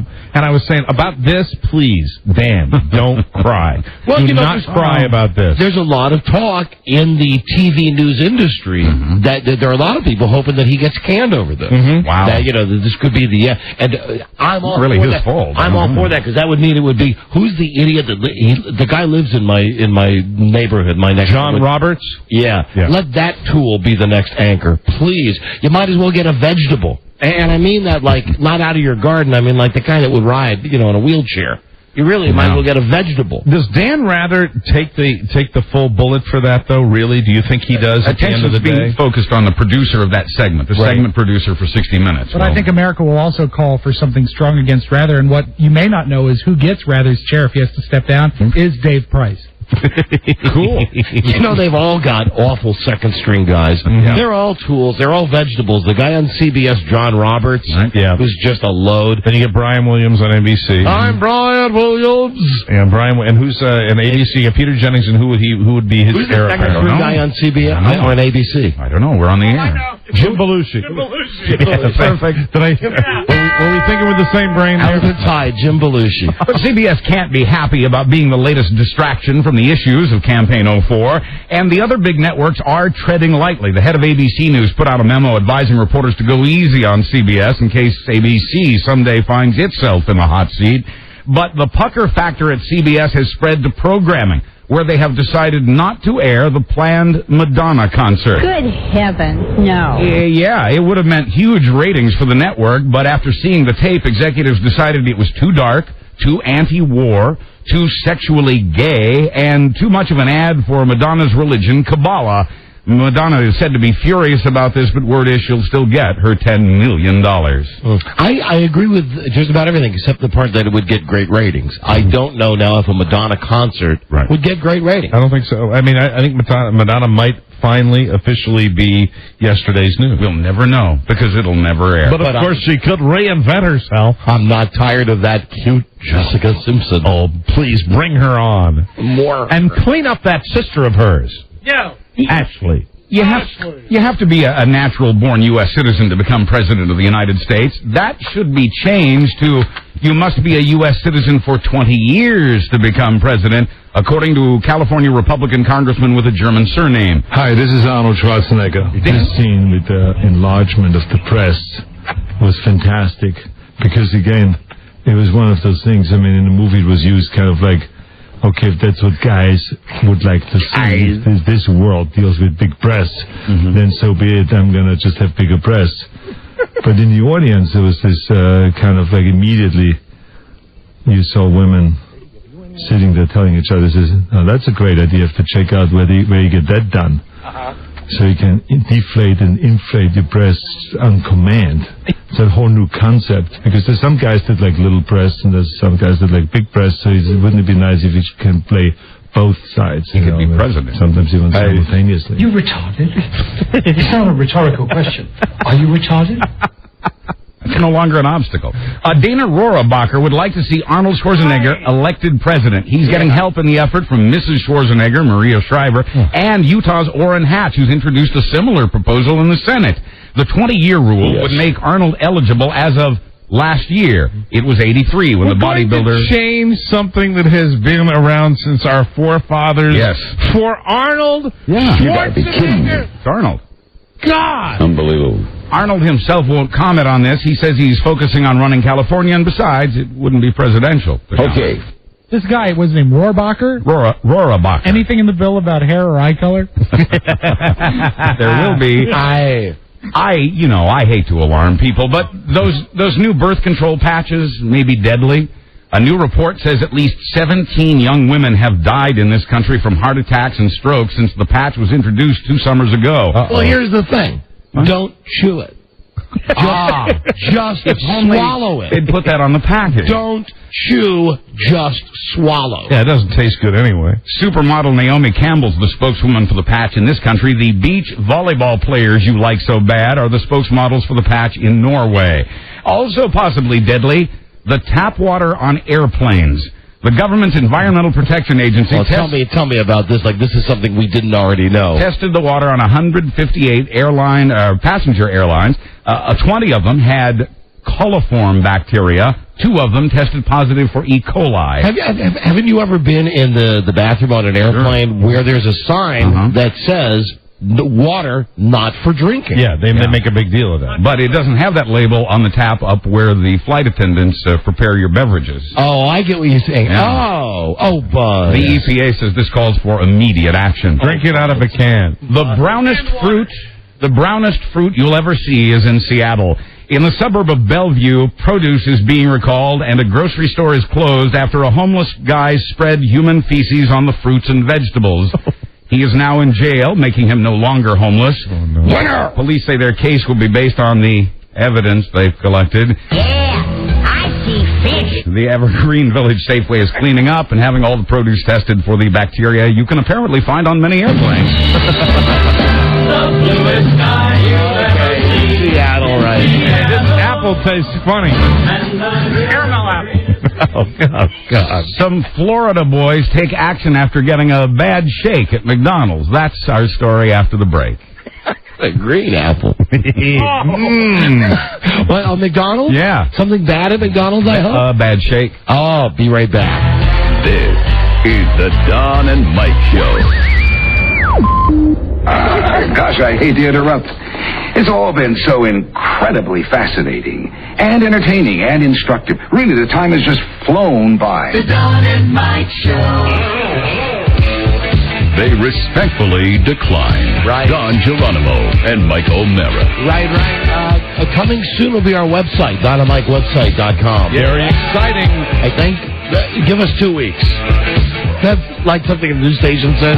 Give us 8 minutes, we'll give you the world. Yep. Give us 2 weeks, and we might, after 20 years, finally have a website. I think it's about time. Maybe. Here is Buzz. Hi, Buzz. Hi, Don and Mike. Hi. Some teenage boys in Florida got a bad shake at McDonald's. They said they were not the best milkshakes they'd ever had, more like the worst. So they planned a prank to get even with their new arch-enemies. They made a bomb, an acid bomb made of toilet bowl cleaner in a plastic bottle, shaken, not stirred. The pressure built. Not that kind of acid. Oh, okay. The bomb went off. Nobody was hurt, but the boys, who've never been in any trouble before, were nabbed by the cops with the help of a security camera.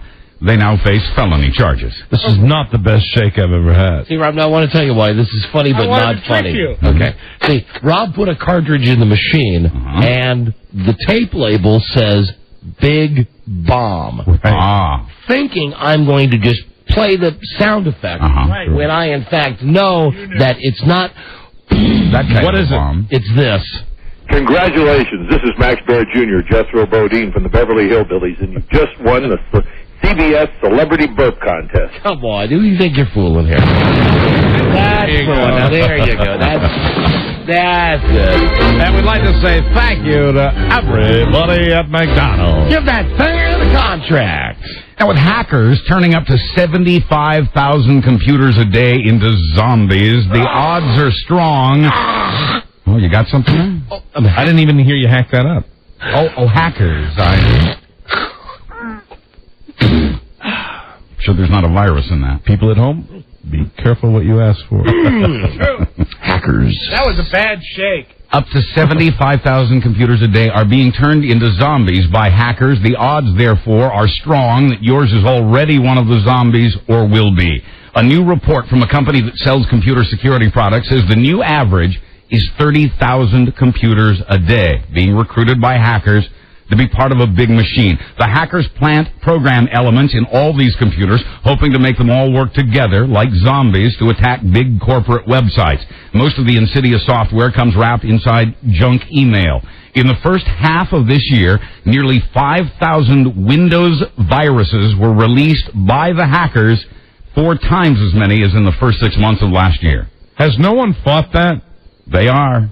You know what I've noticed is the, at least on my computer, the one I use at home, the one that my wife uses, we're like everybody. We got like 3 computers, right. And there's junk loaded on different, so all kinds of stuff. Each one moves at a different speed, right? So we thought that we had totally cleaned up the one that I use, and I go to the NFL site to find our fantasy stuff, and I figure out that for whatever reason, CBS Sportsline is the site when I log on there to find out how our league is doing. That's where all of a sudden the pop-up blocker starts saying, I've blocked, 14, 15, 16, 17. And quite often when I'm on CBS Sportsline, here's a nice commercial, I get that message, we have suffered a temporary whatever, and you click either end now or cancel, which basically means... So you're blaming CBS? It only happens when I go on CBSSportsline.com. It's CBS's fault. Let me get this straight. This is a CBS product that's junked up with advertising. That's correct. I don't follow. Many. I don't see how that could happen. So many ads that my pop-up blocker is not sponsored. At one point, the pop-up blocker says, "I give up," and then the computer says, "Too many." I'm on the CBS website and smoke's coming out. And turn it off. You get that like TiVo noise, gong, gong, gong, gong, ding, gong, and that's very similar to the Law and Order. Dunk, dunk. Yeah, very similar. Yeah, very dramatic. The TiVo dunk is similar to the dunk dunk. If you hit the TiVo noise twice, you'd get the Law and Order sound. Right. Ding, ding, dunk, dunk. TiVo noise is like calling you an idiot because you've gone somewhere in TiVo that you're not supposed to go. Don't scroll up any further. Ding, ding, dunk. Well, the good news for Baltimore today is that the manhole fire that burned all night is out now. Lots of cities, including Washington and New York, have the occasional manhole explosion, but Baltimore had a manhole fire that burned all night, and no amount of penicillin could put it out. That's all I care about. Is Marty Bass okay? Yes, he's fine. Okay. Actually, no one was hurt, but the manhole cover billowed smoke near City Hall, and it knocked out traffic signals for blocks. It was a terrible smell. This morning, some streets were closed and a number of signals were still out, but the electrical fire was finally gone. I went down to Starbucks, tried to have my cup of coffee, and man, that manhole was was burning out of control. It was like a wildfire. There's fire in town. Currently deciding right now, we've got the 26th annual Frog Hop. Virginia Baker, who is organizer. She is so Baltimore, bless her heart. Baker, why did you decide to go ahead and do this? What's the point of this? Oh, let's see. Mayor McKeldin, he was our mayor. Don't you have a booklet with our history? We've got all that. Why did you decide to do a Frog Hop? Well, he sent me an application when he was mayor, and I thought, we're in a world of mush. Listen, I can't control myself as a man if we hear that, so let's just turn that off. God rest her soul. Okay. Otherwise, I'll be running the control board the way that Tommy Lee drove that boat. Yeah. If you get what I'm saying. Yeah, but if you can't control yourself, you better get a shovel. Sad and excited at the same time. Sure. Oh, finally, in England... Like I haven't been there many times already. Like I haven't been to the cemetery. To the cemetery? Yeah. Oh. Don't you have a booklet with our history? See the big headstone. Baker. Finally, Baker. in England, dozens of people turned out yesterday to protest... Virginia Baker, the sensuous maker. Dozens of people turned out in England yesterday to protest a T-shirt being sold by an alternative clothing store. It is perhaps the ultimate wife-beater shirt. The T-shirt shows a bloody hammer over the words, "She was asking for it." And British TV viewers are also upset about a T-shirt worn by the host of a children's show. Hold on, who said it? Oh, I did. I'm sorry. I didn't even think about it. Thank you. Okay. So the British TV viewers also upset about another T-shirt, one worn on television by the host of a kids show. The BBC One show is hosted by a man named Dominic Wood. Show airs in the mornings. T-shirt he wore said, "Morning Wood." I'm Buzz Burbank. Yeah. Turn around Tuesday on the Don and Mike Show.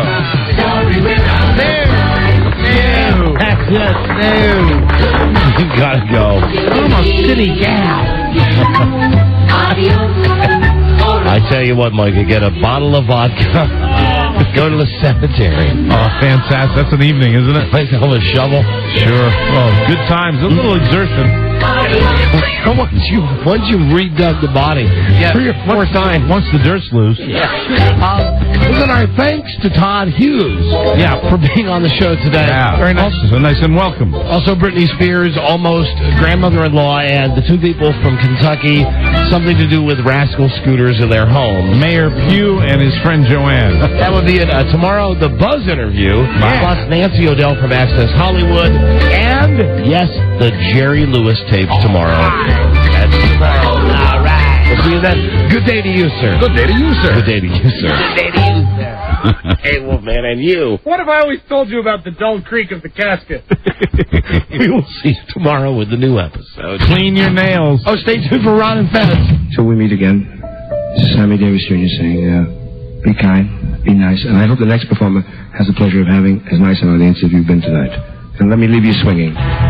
This is the Don and Mike Show.